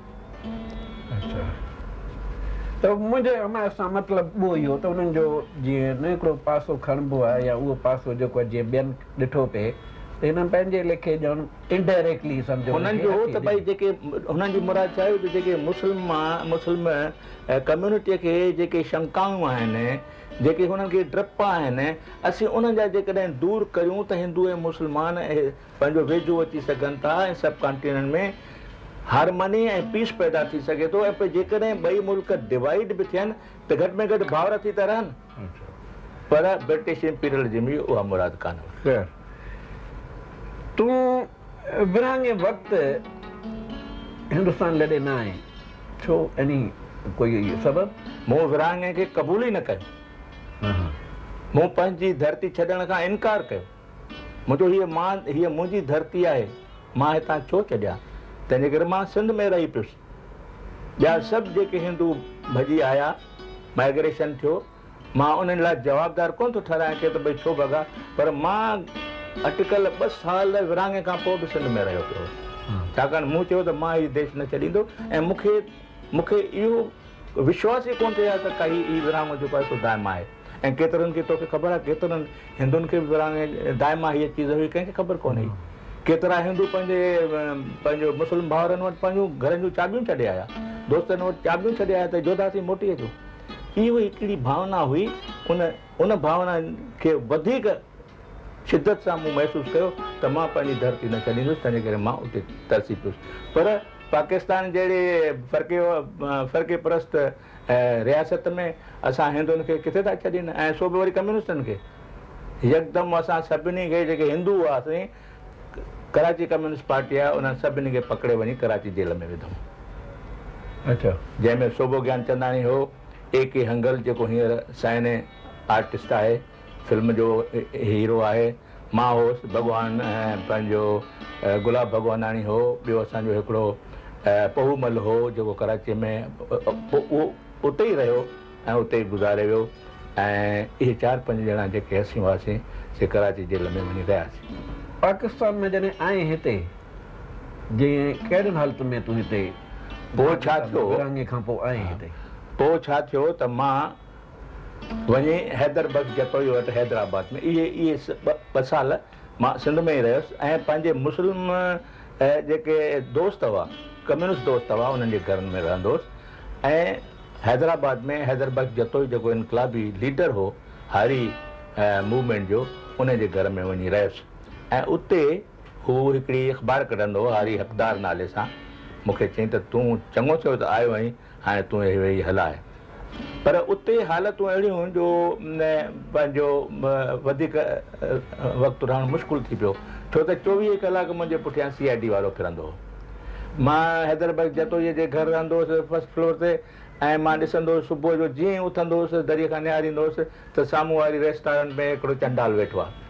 वरी जेसि ताईं मुंहिंजे हिन पंहिंजो कोठीअ जी बत्ती न विसामंदी हुई तेसि ताईं उहो उते वेठो हूंदो हो ऐं रुॻो वरी सुबुह जो ॾिसंदो हुउसि त उहो ईंदो। अहिड़ी तरह ॿियनि मुंहिंजे मुस्लिम दोस्तनि जे घर वेंदो हुउसि, उन्हनि खे बि CID वारा परेशान कंदा। त पोइ नेठि मुंहिंजे दोस्त जतोईअ चयो त हीउ चंडाल, हीउ कुता तुंहिंजी पुठि न छॾींदा, तूं फ़िलहालु 5-6 महीननि लाइ तूं भारत हलियो वञु, जीअं होए मोए टरे पोइ वरी तूं मोटी अचिजांइ। ऐं हुनखे बि एॾी उमेद हुई त हीउ असीं वरी मोटींदासीं। मूंखे हिकिड़ो किताबु ॾिनई, व्हाट इज़ मार्क्सिज्म, चई हीउ तूं तर्जुमो कंदो अचिजांइ, जॾहिं मोटी त असीं हिते छपाईंदासीं, हिते तूं तर्जुमो सिंधीअ में करे अचिजांइ। पोइ तूं मोटी वे? मोटणु त ॾाढो मुश्किल थी वियो, सभु वाहूं बंदि थी वियूं, अॼु मोटण जो सुवाल ई कहिड़ो थो पैदा थिए। पर हिते हिंदुस्तान में अचण खां पोइ जेको वरी ॿी तब्दील मुंहिंजे ज़हनी सतह ते जेका ॿी तब्दील मूं में आई, इहा हुई त मां वञी उल्हासनगर में कैंप में वञी रहियुसि। उते पुराणो हैदराबाद जो मुंहिंजो दोस्त हो भोजराज पुसवाणी, उनजे घर वञी रहियुसि। उते जेके कैंपुनि जूं हालतूं मूं ॾिठियूं, उते जेके हिकिड़े क़िस्म जो दर बदर सिंधियुनि जी मूं जेका हालत ॾिठी, जंहिंमें राशन लाइ असांजा भाउर ऐं भेनरूं कतरूं लॻाए वेठियूं आहिनि। इवन सुबुह जो जे हाजत लाइ जेके आहिनि से भॻल पंहिंजो जेके हुआ काकूस, उन्हनि जे साम्हूं लाइनूं लॻाए वेठियूं आहिनि। ऐं हीअ भॻल बैरकूं आहिनि जिन में असांजूं भेनरूं ऐं असांजूं माताऊं जिन जे मथां छितियुनि मां पाणी पियो वहे। इहा हालत ॾिसी मां ॾाढो परेशान थी वियुसि, ॾाढो दुखी थियुसि ऐं पोइ चयुमि त हिन खां वधीक ॿियो मूंखे कम्यूनिज़म कहिड़ो आहे? हिननि माण्हुनि जी जे मां शेवा नथो कयां त मूंखे कम्यूनिज़म छा? तंहिंजे मां पंहिंजे माण्हुनि जी पहिरीं शेवा कयां। तंहिंजे करे पोइ मूंखां इहा ॻाल्हि त मां वापसि मोटी वञा जो सुवाल ई मुंहिंजे लाइ पैदा न थियो ऐं मां यकदमि सिंधी मूवमेंट में घिड़ी पियुसि। ऐं उते ई वक़्त ते असांजे सिंधी भाषा जे लिपीअ ते हमिलो थियो, हथ चुरांद थी, लिपीअ खे बदिलाए देवनागरी करण जी कोशिशि कई वई ऐं पंहिंजो हिकिड़ो एग्ज़ीक्यूटिव ऑर्डर कढियो वियो जंहिं ते सभिनी अदीबनि में ऐं विद्वाननि में तमामु घणी तुर्शी पैदा, ताव पैदा थियो ऐं लिपीअ जे ख़िलाफ़ु असां हिकिड़ी मोर्चो ॿधो जंहिंमें तूं बि हुआसीं, सभु हुआसीं। असां हिकिड़ी मीटिंग कोठाई सिंध मॉडल हाई स्कूल में जिते असां लिपि कमेटी ठाही जंहिंमें सभु जेके असांजा विद्वान हुआ शामिलु थिया, अज़ीज़ भो, कल्याण भो ऐं ॿिया नौजवान भुआ, पंहिंजो मोती भो, राही भो ऐं पंहिंजो पोपटी भुई, सभु असीं गॾु हुआसीं। असां लिपीअ जी तहरीक हलाई। तंहिंजे करे पोइ मां एॾो वेंदी हुयमि सिंधी मूवमेंट में, मां एतिरो गहिरो निकिरी वियुसि जो पोइ मूंखे वापसि मोटण जो कॾहिं तो वकालत जी डिग्री वरिती, पोइ तूं वकील छो न बणे, मास्टर छो बणे?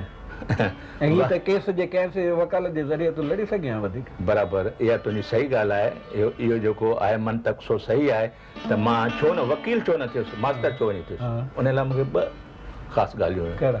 हिकिड़ो त जेकॾहिं मां वकालत करियां हा त मां एतिरो वक़्तु पंहिंजे जातीअ जे हलचल खे ऐं उन जी जेको रिवाइवल आहे या उन सर्वाइवल आहे, सिंधियुनि खे वरी जाॻाइण जो ऐं पंहिंजे कल्चर खे बचाइण जो जेको रोल मूं पंहिंजे मथां आयत कयो, उनखे मां पूरो वक़्तु न ॾेई सघंदुसि। छाकाणि त वकालत माना फुल पेशो हूंदो, फुल टाइम पेशो। ॿियो मूं मास्टरी इन करे कई त उते रुॻो 4 कलाक मूंखे नौकिरी करणी पवंदी, बाक़ी जेको टाइम हो सो मुंहिंजो हो, उन में मां पंहिंजी जातीअ लाइ कमु करे सघां थो। तंहिंजे करे मूं मास्तरी पसंदि कई, जो चवणी मास्तरी उन वक़्तु सम्झो वियो हूंदो त बुख, मास्तरी माना बुख ऐं वकालत माना धन। मूं धन खे छॾे बुख पसंदि कई। इन तहरीक सां गॾोगॾु साहित्य सर्जना बि थी रही हुई। इन साहित्यिक सर्जना बाबति ऐं उन में पंहिंजे योगदान बाबति तहरीक खे छॾे बि कुझु ॿुधाए सघंदे?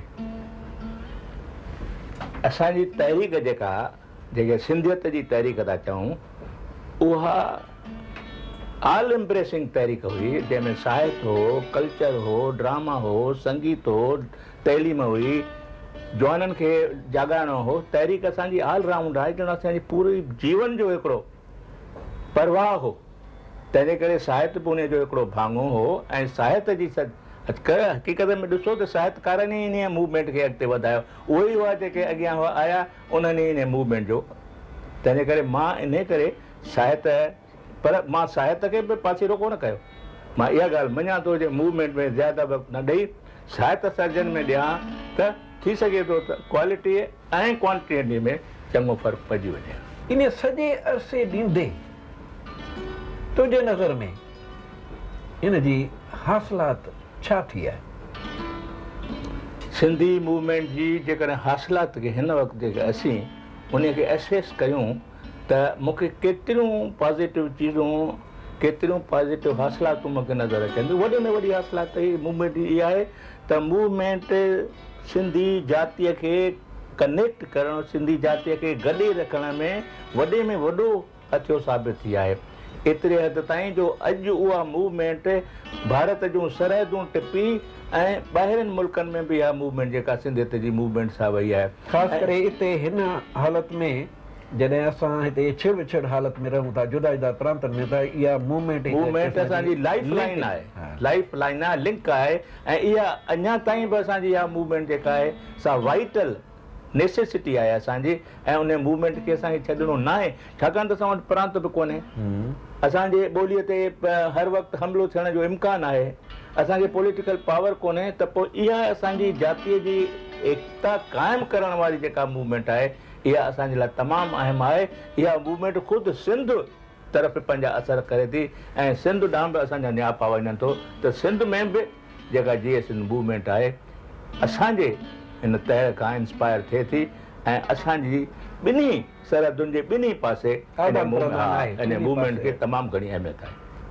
मां सम्झां थो इहा इन लाइ बि ज़रूरी आहे त असांजो असुलु जेको हेरिटेज आहे सिंधी आहिनि जेसि ताईं इहा सिंध आहे सिंध आहे त सिंध मुअनि जो दड़ो आहे इहो जेको हेरिटेज आहे सो सिंध में आहे बराबरि। त सिंध सां असांजे लिंक रखण वारी जेका चीज़ आहे सा असांजी ॿोली आहे या तहरीक आहे। तहरीक आहे।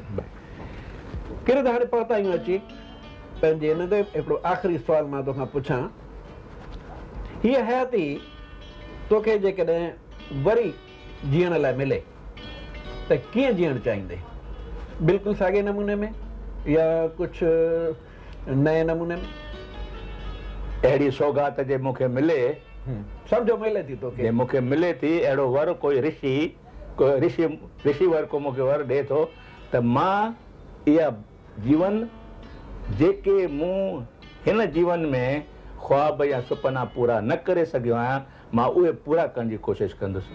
मिसाल सिंधियुनि में एकता जी अञा ज़रूरत आहे उन एकता खे मां टाइम ॾींदुसि। उहे जेकॾहिं पाण बि चाहिनि न न पाण उन्हनि खे ज़ोरीअ मञिणो पवंदो जे हालतूं अहिड़ियूं खेनि मजबूर कंदियूं त सिंधी जाती जेकॾहिं तव्हां गॾिजी नथा रहो त टिड़ी पखड़ी वेंदव ऐं तव्हांजी जेका हालति आहे सा तमामु ॾुखी हालत थी वेंदी। तंहिंखां पोइ मुंहिंजो वॾे में वॾो ख्वाबु हो त सिंध आज़ादु थिए सिंध में सिंधू प्रदेश जेको आहे सो उहो थिए त उहा मुंहिंजी जेका सपनो आहे सो अञा रहियो पियो आहे ऐं जेकॾहिं मूंखे सचपच वरी ॿिया 75 साल मिलनि था त मां इहे 2-3 जेके मुंहिंजा सुपना आहिनि उनखे पूरा करण में मां पंहिंजी जीवन ॾींदुसि। वरी बि मां मास्तरी क़बूलु कंदुसि वकालत क़बूलु कोन कंदुसि। अच्छा जवाहरलाल नेहरू जो ही किताब हथ में खणी बीठो आहे ए जे उत्तम महीम बम्बई में पंहिंजे घर में किताबनि जे ढेर सां घेरियल संदसि नंढो घर ऐं हीअ आहे संदसि पत्नी सुंदरी उत्तम चंदाणी। सिंधी अदब में हिकु निहायत वॾो नालो नावल नवीस ऐं कहाणी निवीस। उत्तम खे किताब वाचींदे जेकॾहिं चांहि पीअण जो वजु मिली वञे त वॾी ॻाल्हि आहे। हीअ आहे उत्तम जी लाइब्रेरी जंहिंमें इतिहास ऐं अदब जा हज़ारे पुस्तक मौजूदु आहिनि। बेतरतीब रखियल इन्हनि में तरतीब इहा आहे त उत्तम उन्हनि मां को बि किताब को बि काग़ज़ सवलाई सां ॻोल्हे सघंदो आहे। हिन उमिरि में संदसि हाफ़्से खे दाद ॾिबो। शाह जे रसाले सां संदसि ॾाढी प्रीत आहे। कॾहिं कॾहिं चांहि बि ठाहे वठंदो आहे उत्तम। हा पंहिंजी चांहि पाण ठाहे पीअण में मज़ो ई ॿियो आहे।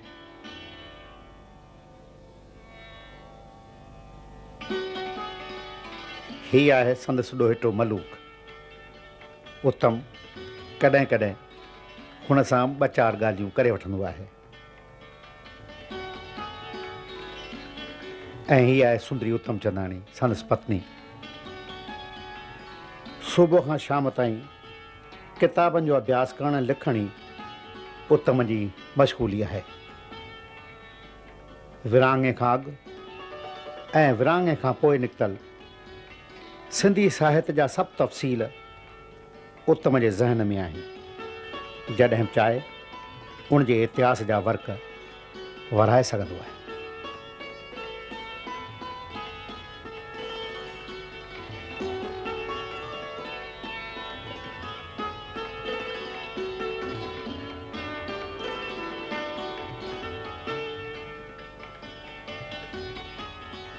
जी सिंधी जय सिंधी। उत्तम कहिड़ो हाल आहे? ख़ुशि मज़े में आहीं? तमामु बिल्कुलु। अॼु मां कंहिं ख़ासि मतिलब सां आयो आहियां। तरक़ी पसंदि लेखकनि जे त्रिमूर्तीअ जी कैसेट थी जुड़े तंहिंमें मूंखे शर्फ़ मिलियो आहे त तुंहिंजी मुलाक़ात मां वठां। इन करे मां अॼु तो वटि अची पहुतो आहियां। मुंहिंजी मर्ज़ी आहे त शुरूआति करियूं हैदराबाद सिंध खां जिते तुंहिंजो जनमु थियो। तुंहिंजो जनमु थियो ख़ुदाबादी भाईबंद ख़ानदान में जेके सिंधुअर की सॾिबा हुआ ऐं उन तौरु मशहूरु हुआ। पोइ तोखे नौकिरी करण जो या इल्मु हासिलु करण जो तइलीम जो शौक़ु पैदा थियो, उहो कीअं थियो ऐं आज़ादी हलचल में तो वॾो पहिरो वरितो कॉलेजी जीवन में, त उहे स्कूल जा आज़मूदा, कॉलेज आज़मूदा ऐं शुरूआती दौरु उहो तुंहिंजो कीअं गुज़रियो 20-25 साल, उन बाबति शिकायत यार मुंहिंजो जेको सुभाउ आहे सो उन सिंधुअर की वापारी ज़हनियत वारे सुभाउ खां निरालो आहे। इन करे बुनियादी तरह मुंहिंजो पीउ ऐं भाउ वग़ैरह जेके सिंधुअर की थिया हुआ मां उहो न थियुसि ऐं उहा मूं लाइन न वरिती। इहो हिकिड़ो पहिरियों सुभाउ हो।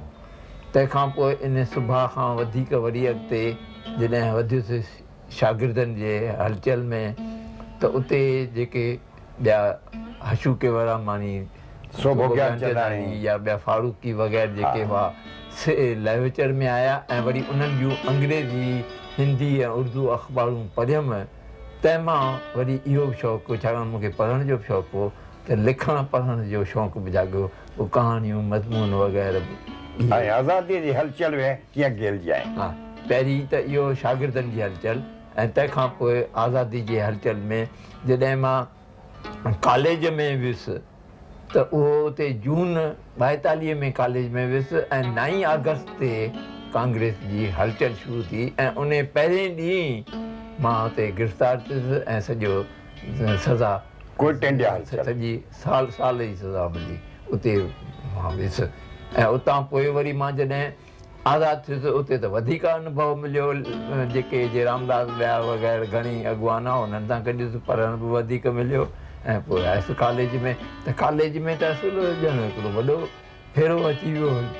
उते फुलेली मैगज़ीन जो एडिटर बि थिए। उते मां इहो फुलेली मैगज़ीन जो एडिटर चूंडियो वियुसि। वरी उते मूं ॿाहिरि हिकिड़ी प्रोग्रेसिव ग्रुप ठाही जंहिंमें इहो लेखराज अज़ीज़ हो, हैदर बगजतोई, तीर्थ बसंत, एनार मलकानी, हरिशुंदर रूपचंद, इहे सभई जेके हुआ से गॾिजंदा हुआ ऐं पंहिंजूं रचनाऊं पढ़ंदा हुआ। ऐं उते पोइ सिंध में तो छॾण वक़्तु कहिड़ियूं हालतूं तो यकदमि छॾियो या उन खां बि शादी उते कयई? उहा शादीअ जी ॻाल्हि बि तोखां पुछणी अथमि। विरहाङे जो थियो त ॾाढियूं मुश्किलातूं थी वियूं, हली ॾुखियूं हालतूं हुयूं। जेके आज़ादी जो सुपिनो लधोसीं त उहा थी कान हुई। इन करे असां लॾण जो पिए सोचियोसीं। पर पोइ छाकाणि जो फुलेली अख़बार में मूं हिकिड़ी आखाणी लिखी जंहिंजो मक़सदु हो त इहो लेती लेती न वठणु ऐं ॿियो वरी हरिशुंदर जेको हूंदो हो उन जूं समाज सुधारक हो, उन जूं गॾिजाणियूं थींदियूं हुयूं, उते मूंखे कोठाईंदा हुआ। ऐं हीअ सुंदरी जेका हुई सा मुंहिंजे पाड़े में लॻो तम चंदानी पाड़े सां खटियुनि जे वेड़े में रहंदी, उहा ईंदी वेंदी हुई पई, मुंहिंजियुनि सौटियुनि सां पई ॻाल्हाईंदी हुई ऐं उन्हनि खे पई चवंदी हुई। असुलु मूंखे सुंदरीअ पाण चयो आहे चई मां उन्हनि खे चवंदुसि तम चंदानी तूं पाण खे सम्झो ऐं मां बि ॾेखारींदोसांव। नंढड़े फ्राक वारी सुंदरी अॼु बि उहा सूरत तोखे यादि दिलि ते उकिरियल हूंदी। इन करे हुन चयो त भई इहा मूं आखाणी तुंहिंजी पढ़ी, मां मुतासिर थियसि ऐं पोइ इहे जेके थियूं ऐं पोइ इन मां ई प्यार जी शादी कई थी। अदब जो शौक़ु हुनखे हो, हुनखे पोइ इहो जेको आहे इन मां ई असांजी शादी थी। पोइ विरहाङे खां पोइ तूं लॾे आहीं त पहिरीं सिधो बॉम्बे में आहीं या ॿिए हंधि में? पहिरीं आयुसि मां बड़ौदे में, उते साल खंडु रहियुसि ऐं उते बि नौकिरी वोकिरी कईसीं वग़ैरह। ऐं पोइ छाकाणि जो मूं हुते कॉलेज में MA जा टर्म्स रखिया हुआ ऐं मूं हिन विरहाङे जे करे मां उहो लॾे इम्तिहान न ॾेई सघियुसि। इन करे उहो मूंखे बॉम्बे में ॾियणो पियो ऐं मूं उन जाइ में मार्च में ॾियणो हो। मां जनवरी मार्च उन जाइ में आयुसि त उन साॻियो वक़्तु जॻहियूं बि पे ॻोल्हियमि ऐं उहो कांडेवली में जिते माली रहंदो हो उते बैरक में वठी उहा जॻहि उते वरितमि ऐं मार्च में इम्तिहान ॾिनमि ऐं इम्तिहान जी रिज़ल्ट आउट थी त उन जाइ में ई मूंखे उहो सेक्रेटरी में नौकिरी मिली। 10 साल खनि तो नौकिरी कई, उहा सॼी नौकिरी छॾण जो सबबु कहिड़ो? 60 में तो शायदि छॾी।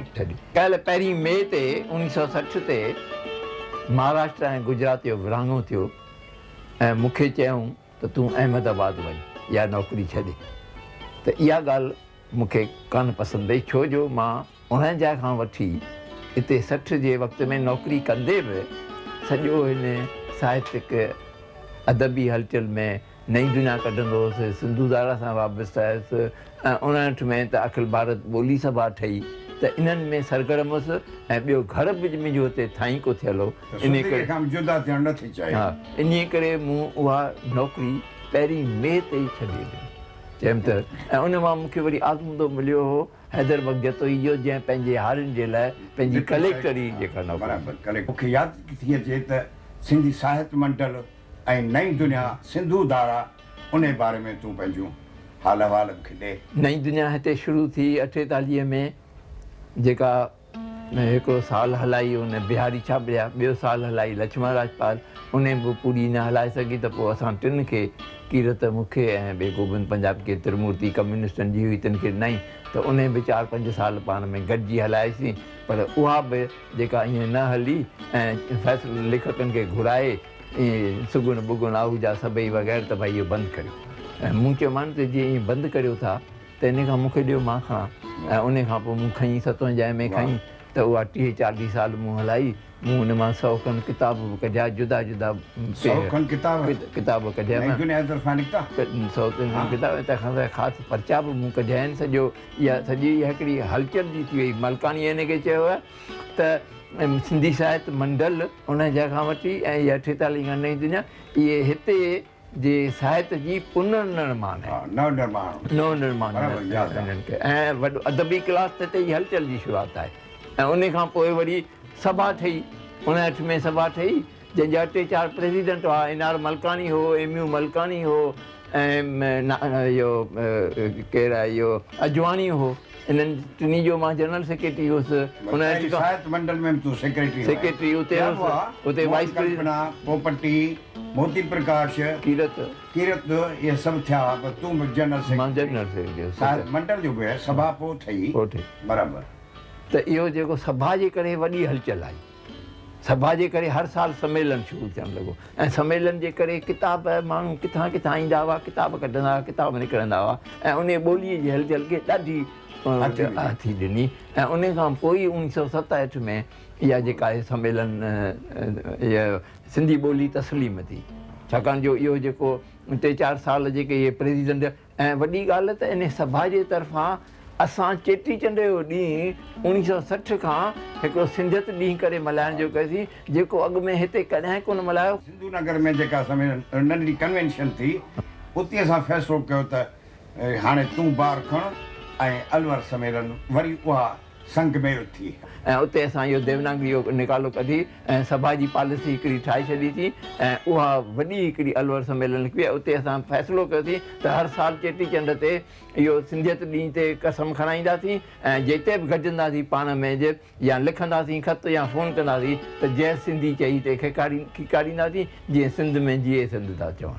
उत्तम अखिल भारत सिंधी ॿोली साहित्य सभा जो तूं घणो वक़्तु जनरल सेक्रेटरी थी रहे ईअं चए त जनमदाता सेक्रेटरी चाहे पहिरीं थी त पहिरियों सेक्रेटरी तूं आहीं त केतिरा सम्मेलन थिया जंहिंमें 100,000 डेलीगेट ईंदा हुआ ॼण त वॾा मेला मची वेंदा हुआ 12 असीं ईंदा हुआसीं। उन में केतिरा के खटा मिठा आज़मूदा थिया हूंदा के कड़ा थिया हूंदा कुझु उन बारे में तूं ॿुधाईं किन ख़ासि सम्मेलन जो अहवालु या किन ख़ासि वारदातुनि जो अहवालु त ठीकु थींदो। हाणे उहो सम्मेलन जेको शुरू थियो 1959 में नागपुर में पहिरियों सम्मेलन पहिरीं शुरू थियो जिते उहा सभा ठही वई जंहिंजो NR मलकानी थियो प्रेसिडेंट। तंहिंखां पोइ 60 में थियो गांधीधाम में जिते MU मलकानी प्रेसिडेंट थियो ऐं तंहिंखां पोइ 61 में थियो भोपाल में जिते अजवाणी थियो बॉम्बे ताईं रहियो। त उन में जेको आहे तंहिंखां पोइ 62-63 में थियो जयपुर में जिते पंजवाणी थियो प्रेसिडेंट। त पहिरियों जेको हिक ॿिए में गॾजंदा हुआसीं न छाकाणि जो हिते देवनागरी वारनि जूं झगड़ा ऐं हिते घणेई ॻाल्हियूं थींदियूं बलदेव गाजरा बि हुआ ॿिया बि नमूने में इन करे केतिरे वक़्तु ॾाढियूं उहो त थियो पोइ जो पर विच में पोइ पंजवाणीअ जे वक़्त में हिते जयपुर में जॾहिं अजवाणी हो त उते ठहराव बहाल थियो त भई तइलीम सिंधी ॿोलीअ में ई ॾिनी वेंदी लिपीअ में सिंधी लिपीअ में ई ॾिनी वेंदी पर पंजवाणी चवणु लॻो इहो अखर पोइ जो आहे त इन ते वॾो हिकिड़ो वणाव पैदा थियो ऐं पोइ इहो ईअं ई रहिजी वियो हली त इहो असांजो ठहराव जेको आहे सो बहाल कयल आहे, ईअं ई कयोसीं। उत्तम उन वक़्त धारी सिंधु धारा निकिती, संपादक मंडल हो, सभु कमु कंदड़ हुआ, पर रूह रवान तूं है तो पे हलाई उहा जो पोइ बंदि थी वई त उन लाइ कहिड़ियूं हालतूं हुयूं?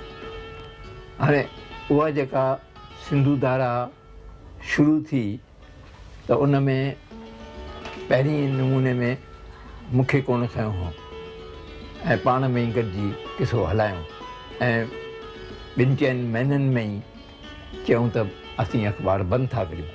त मूं चयोमांनि अख़बार जेका हेॾी सॼी हलचल सां हलाई पई आहे त उनखे बंदि करण सां वॾो धकु लॻंदो ऐं तव्हां पैसा कढो हिते 50-50, 100-100, 200 करे पाण 15-20 ॼणा गॾिजी असां पैसो कढियोसीं ऐं पोइ उहा अख़बार हलाईसीं।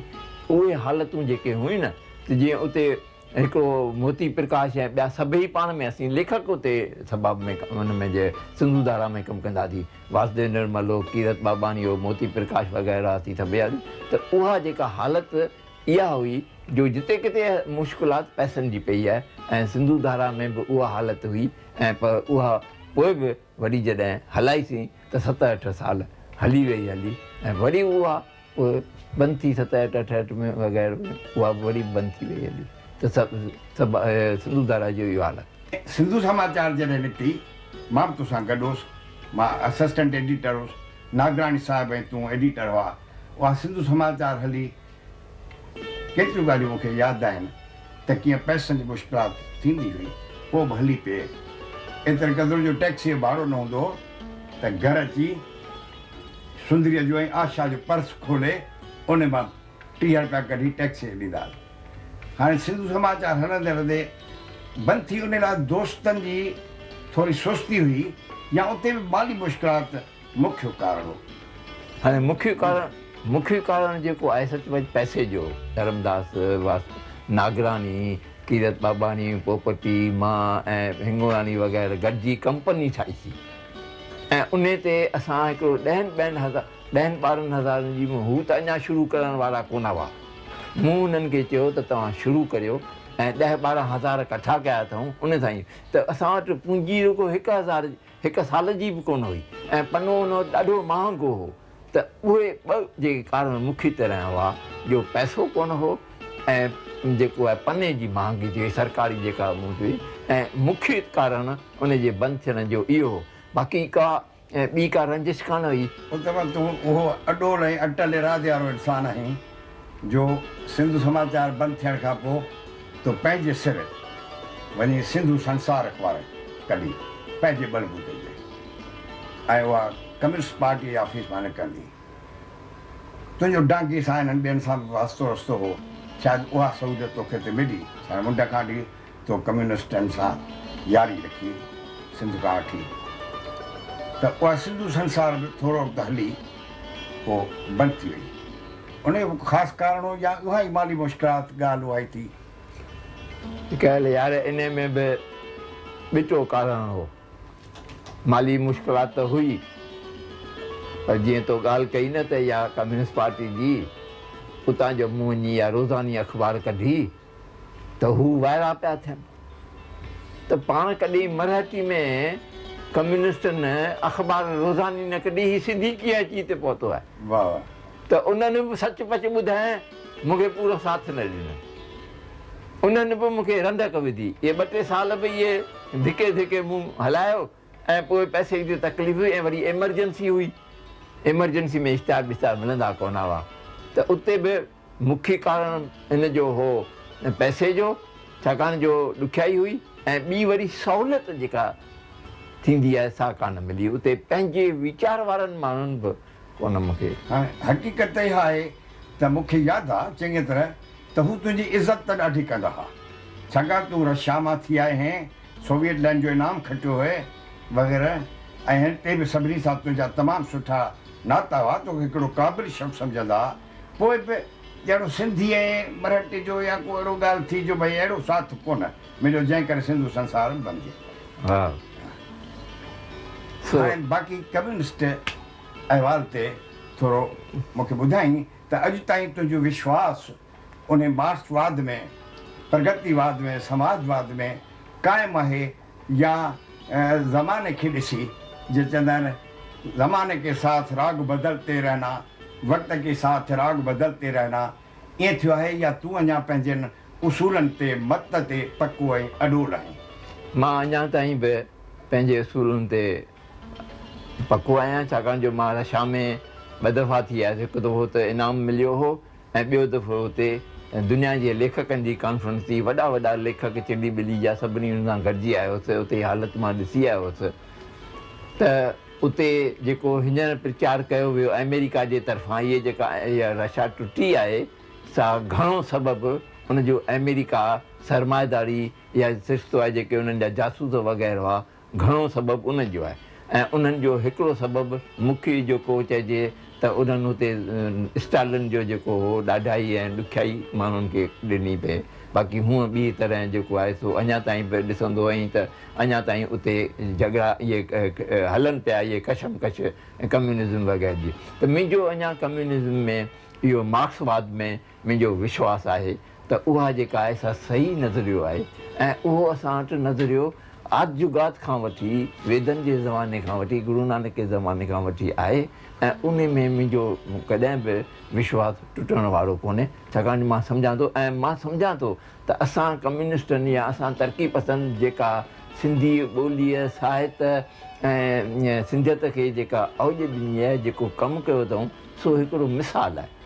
अॼु ताईं बि मां इन करे तमामु हिकिड़ो महक मुरादे सां ॻाल्हाईंदो आहियां, सच चवंदड़ माण्हू आहियां। अॼु ताईं बि चवां थो त जेको असां 3 ॼणनि पूरा 50 सालनि खां मथे कमु कयो आहे, सो ॿिए कंहिं बि कोन कयो आहे। उत्तम यार, हिकिड़ी ॻाल्हि ॿुधो, माज़ी ते घणो ॻाल्हायोसीं, पर सिंधी अदब जो मुस्तक़बिल पनो हथ में झले बीठो आहे। उन ते 4 अखर तोखे लिखणा आहिनि, उहा आहे सिंधी अदब जी तारीख़। नेठि तूं कॾहिं लिखी असांजे साम्हूं रखंदे? वक़्तु गुज़री रहियो आहे यार, बराबरि वक़्तु गुज़री रहियो आहे ऐं उन जूं जेके हिकिड़ी 2 तारीख़ अॻु में निकितल आहे अधूरी सही। ऐं मूंखे जॾहिं वक़्तु मिलंदो, पर मां फ़िलहालु हींअर सिंधियत जे हलचल जे 50 सालनि जे किताब ते अञा पियो पंहिंजो वक़्तु ॾियां ऐं उहो पहिरीं उहो कढंदुसि, तंहिंखां पोइ अदब जी लिखियुमि त मां ॾिसंदुसि। पर मुंहिंजो जेको हींअर पहिरियों जेको आहे सो सिंधियत जे हलचल जा 50 साल किताब जेको नई दुनिया जी तरफ़ां कढण जो मुंहिंजो वीचार आहे ऐं अञा ताईं बि पूरो न करे सघियो आहियां। छाकाणि जीअं जीअं वञा थो ॾिसंदो किताब वग़ैरह, तीअं घणो थो मसालो निकिरे। त इन करे उहो पहिरीं मुंहिंजो वीचार आहे। पछाड़ी में मां पंहिंजे जज़्बात जो इज़हार करियां त तव्हांजे त्रिमूर्ति सां गॾिजी मूं कमु बि कयो आहे ऐं उन ॾांहुं ॾाढी वॾी श्रद्धा बि रखी अथमि। पर हींअर बि मुंहिंजी इहा आस आहे त ऐं मुंहिंजो विश्वास आहे त तव्हांजी महिनत, तव्हांजो कर्म, तव्हांजो योगदान अजायो न वेंदो। सिंधी जाती, मां ईअं थो चाहियां त तव्हांजे हली वञण खां पोइ बि तव्हांजे समाधियुनि ते ॾिया ॿारींदी ऐं गुल चाढ़ींदी। ऐं पछाड़ीअ में सभिनी खां कुझु गॾियल सुवाल ऐं जवाब। मालिक साहिब, 50 सालनि खां तव्हीं सिंधी ॿोली, साहित्य ऐं कला जी ख़िदमत करे रहिया आहियो। हाणे हिन उमिरि में ॿुधायो तव्हांजा कहिड़ा वीचार आहिनि हिन बारे में? मूंखे लथे पथे तस्कीन आहे। जेके कष्टकशाला तकलीफ़ूं शुरूआती दौर में मूं ऐं मुंहिंजे साथियुनि कढियूं, अॼु लॻे थो असांजे लाइ सजाए। किन अॻवान बि सोचियो 5 साल बि सिंधी ॿोली ज़िंदा न रहंदी। अॼु घटि में घटि 50 साल सिंधी ॿोली ज़िंदा रही आहे। ॿोली, साहित्य, संस्कृति ज़िंदा रहिया ऐं आईंदो मूंखे ऊझो लॻंदो आहे। सिंधी ॿोली मरण जी न आहे, सिंधी संस्कृति मरण जी न आहे। ऐं जंहिं पोइ थिए खाली थोरे वक़्त खां नए सिरे असांखे पंहिंजी सुञाणप रखण जे लाइ ॿोलीअ खे हिकिड़ो वॾे में वॾो सम्झो वञे थो। अदावत में उर्दूअ जे हिकिड़े शाइर चयो आहे, हफ़ीज़ जालंधरीअ, त उर्दू अदब में हफ़ीज़ का जो हिस्सा है 2-4 बरस की बात नहीं, आधा सदी का किस्सा है। इहा ॻाल्हि तव्हांजे त्रिमूर्तिअ सां, माली साहिब सां, कीरत सां, तो सां लॻे थी। तव्हां ख़ुदि बि अदब में सिंधी ॿोलीअ लाइ ऐं सिंधियत जे ॾिस में 50 सालनि जो योगदान ॾिनो आहे, ख़िदमत कई आहे। उन हालत में उन जे मद्देनज़र मां पुछणु चाहींदुसि तोखां त तव्हां कहिड़ो वरसो छॾणु था चाहियो जो असांजी नौजवान टही संभाले ऐं ताते। यार सिकायल इहो जेको सिंधी ॿोलीअ साहित्य ऐं सिंधियत जो जेको वरसो आहे सो उन मुतलिक़ थींदो। माना असां जेको इहा हलचल हलाईसीं, सिंधी ॿोली खे तस्लीम करायोसीं ऐं पोइ जेका संस्कृति जेका हींअर बि अॼु ताईं जेका उनजी लिपि आहे सा क़ाइमु दाइमु रहे, त उनजो उहो ई वरसो आहे। ऐं हींअर जॾहिं कंप्यूटर ते सिंधी ॿोली आई आहे ऐं हाणोकी सिंधी लिपीअ में, त सॼी दुनिया में उन ते लिख पढ़ थिए थी। हिंदुस्तान असांजी वेबसाइट ते बि आहे त इन करे सिंध मां, हिंद मां, अमेरिका मां बि केतिरा ख़त वट अचनि था इन हाणोकी लिपि में। इन करे जेको अॻु में उल्को हूंदो त सिंधी ॿोली ख़तमु थी वेंदी, कंपाज़िटर ख़तमु थी वेंदा हली, सा हाणे सदाईं लाइ उहो जेको उल्को सो लही वियो आहे। ऐं जॾहिं सिंधी ॿोली तस्लीम बि आहे त कंप्यूटर ते बि आहे। इहो ई जेको वरसो आहे असां अलवर सम्मेलन में हिकिड़ो इहो कयोसीं त भई असीं पंहिंजो हर चेटीचंड जे मौक़े ते कसम खणूं त सिंधी मोहन जे दरे जा वारस आहियूं ऐं जॾहिं बि कंहिं सिंधीअ सां गॾिजंदासीं त जय सिंधी चई खिकारींदासीं। त इहो ई जेको वरसो आहे उहा जेका ॻाल्हि ज़रूरी आहे त छाकाणि जो नई टहीअ में बराबरि उहो जज़्बो जाॻाइण जे लाइ अञा ताईं बि असांखे जेके आहियूं इन पीढ़ीअ जा उन जे लाइ कुझु न कुझु अञा ताईं कमु करणु खपे, का संस्था या किथे बि। सो इहो तमामु ज़रूरी आहे ऐं जिते जिते कमु थिए पियो उते उनखे हिमथायूं। अञा ताईं जीअं प्रेम लखियाणीअ पोस्टल ऑर्डर ते सिंधी लिपि विझाई आहे, अखर विझाया आहिनि 10, 15, 50 ते। ऐं इहा असीं हलचल हलाए सरकार खे बि असीं ज़ोर भरियूं त भई नोटनि ते उहा सिंधी लिपि आणे, अखर विझे। त इहा जेका हलचल अञा ताईं बि असांखे ई मां सम्झां थो उनजी शुरूआति करणु खपे ऐं जेके कमु कनि था तिन खे हिमथाइणु खपे, जीअं इहो वरसो जेको आहे। आमीन। किरे त असांजे सिंधियत जे काफ़िले कुझु मुफ़ासिला तय कया आहिनि, कुझु मंज़िलूं पातियूं आहिनि, पर लॻे थो अञा बि पंधु कुझु परे आहे। इन खे ख़्याल में रखंदे आईंदे जे लाइ के 68 के उमेदूं के ख़्वाब कुझु चवण चाहींदे? जातीअ जो इतिहास जेको आहे सो 50 सालनि जे अंदरि पूरो न थींदो आहे। हीअ जेको मुफ़ासिलो असां 50 सालनि में पूरो कयो आहे उन में असां घणेई ॾुखिया लंघिया आहियूं ऐं अञा त जाती जेका आहे असां सवनि हज़ारनि सालनि जा मुफ़ासिला हुनखे तय करणा आहिनि। उन में त असांखे वॾियूं उमेदूं आहिनि। 50 सालनि में असां अञा पंहिंजो ॿूटो मस लॻायो आहे ऐं उहो ॿूटो जॾहिं वणु थींदो ऐं वण मां जॾहिं मेवो निकिरंदो तॾहिं वञी असांजूं सही माना में मंज़िलूं पूरियूं थींदियूं। हिन सां गॾु हिकिड़ी ॻाल्हि ॿी बि चई छॾियां त विरहाङे जी ट्रेजिडीअ खां पोइ ईअं पियो सम्झो वियो त असांजी मंज़िल जिते असां पहुता आहियूं उते ई असांजी मंज़िल पूरी थी, पर असांजी मंज़िल उते पूरी कोन थी आहे। न सिर्फ़ु असां मुफ़ासिला या फ़ासिलात ते वधिया आहियूं, पर इवन ॿिए तरह ॾिसे त असां हिंदुस्तान खां ॿाहिरि बि टपी, सरहदूं असां हिंदुस्तान खां ॿाहिरि टपी विया। असांजे काफ़िले जूं सरहदूं त हींअर हिंदुस्तान खां ॿाहिरि बि टपी विया आहियूं ऐं ॿाहिरि बि जेका आहे असां सिंधियत जी हलचल जेका आहे हले इन लिहाज़ खां। ऐं पर हिकिड़ी ॿी ॻाल्हि जेका आहे त असीं भले ॾुखिया लॻिया हुजूं ऐं असांजूं सरहदूं हींअर तमामु कुशादियूं थी वियूं आहिनि, असां विश्व में असांजी तहरीक जेका आहे असां हींअर पंहिंजो हली रही आहे, विशाल थी रही आहे। पर हिकिड़ी ॻाल्हि जेका आहे सा इहा त अञा असांखे तमामु घणियूं उमेदूं आहिनि, असांखे तमामु अञा घणा 68 आहिनि त हिन मूवमेंट खे असां कहिड़े नमूने में एतिरे हद ताईं पहुचायूं जो असीं पंहिंजे सभिनी सिंधी जाति जे माण्हुनि खे असीं हिकिड़े भाकुर में आणे सघूं ऐं असीं सचपच जेको बाक़ी रहियल जेको मक़सदु आहे असांजो, बाक़ी रहियल जेके मंज़रूं आहिनि सभु जेके असीं ऐं उहे मंज़रूं अञा घणियूं आहिनि।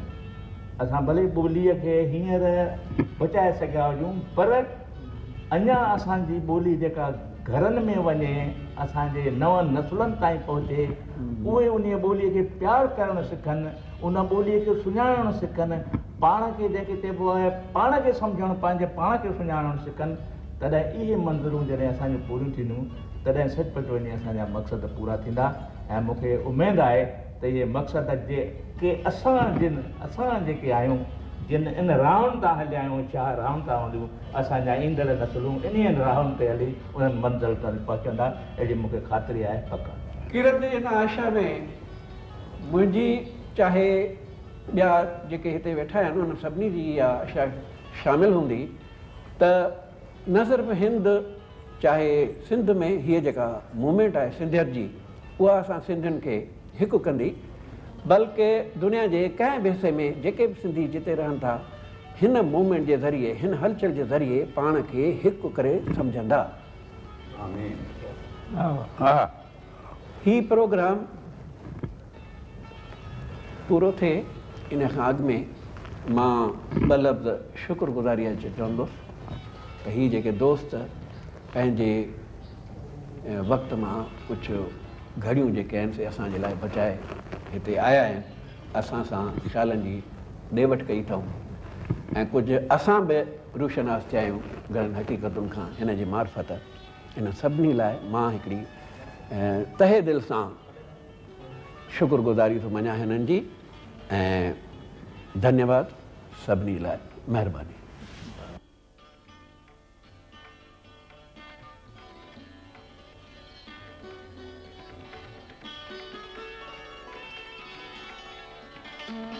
साईं सदाईं गॾु सिंधी, सदाईं गॾु सिंधी।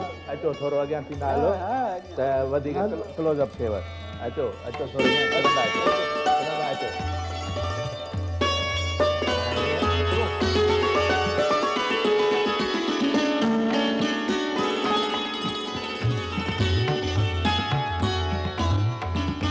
सिंधी जाति ॿोली ऐं साहित्य जी अथक शेवा कंदड़ ही टे सर्वेश अञा बि थकान आहिनि ऐं खेनि ख़ातिरी आहे त खाउनि पोइ बि सिंधी साहित्य ऐं ॿोलीअ जी तरक़ीअ जे निष्काम शेवा जो कार्य जारी रहंदो। जे ॿरी ॿारियमि उन्हनि मां नित नयूं, मुंहुं पुठियां ज्योतियूं सदा जलंदियूं पयूं। जे ॿरी ॿारियमि उन्हनि मां नित नयूं, मुंहुं पुठियां ज्योतियूं सदा जलंदियूं पयूं। हे कली खिन चइण जी साहित उहा जंहिंखे गूंदड़ जूं घड़ियूं वेड़े वयूं। जे ॿरी ॿारियमि उन्हनि मां नित नयूं, मुंहुं पुठियां ज्योतियूं सदा जलंदियूं पयूं।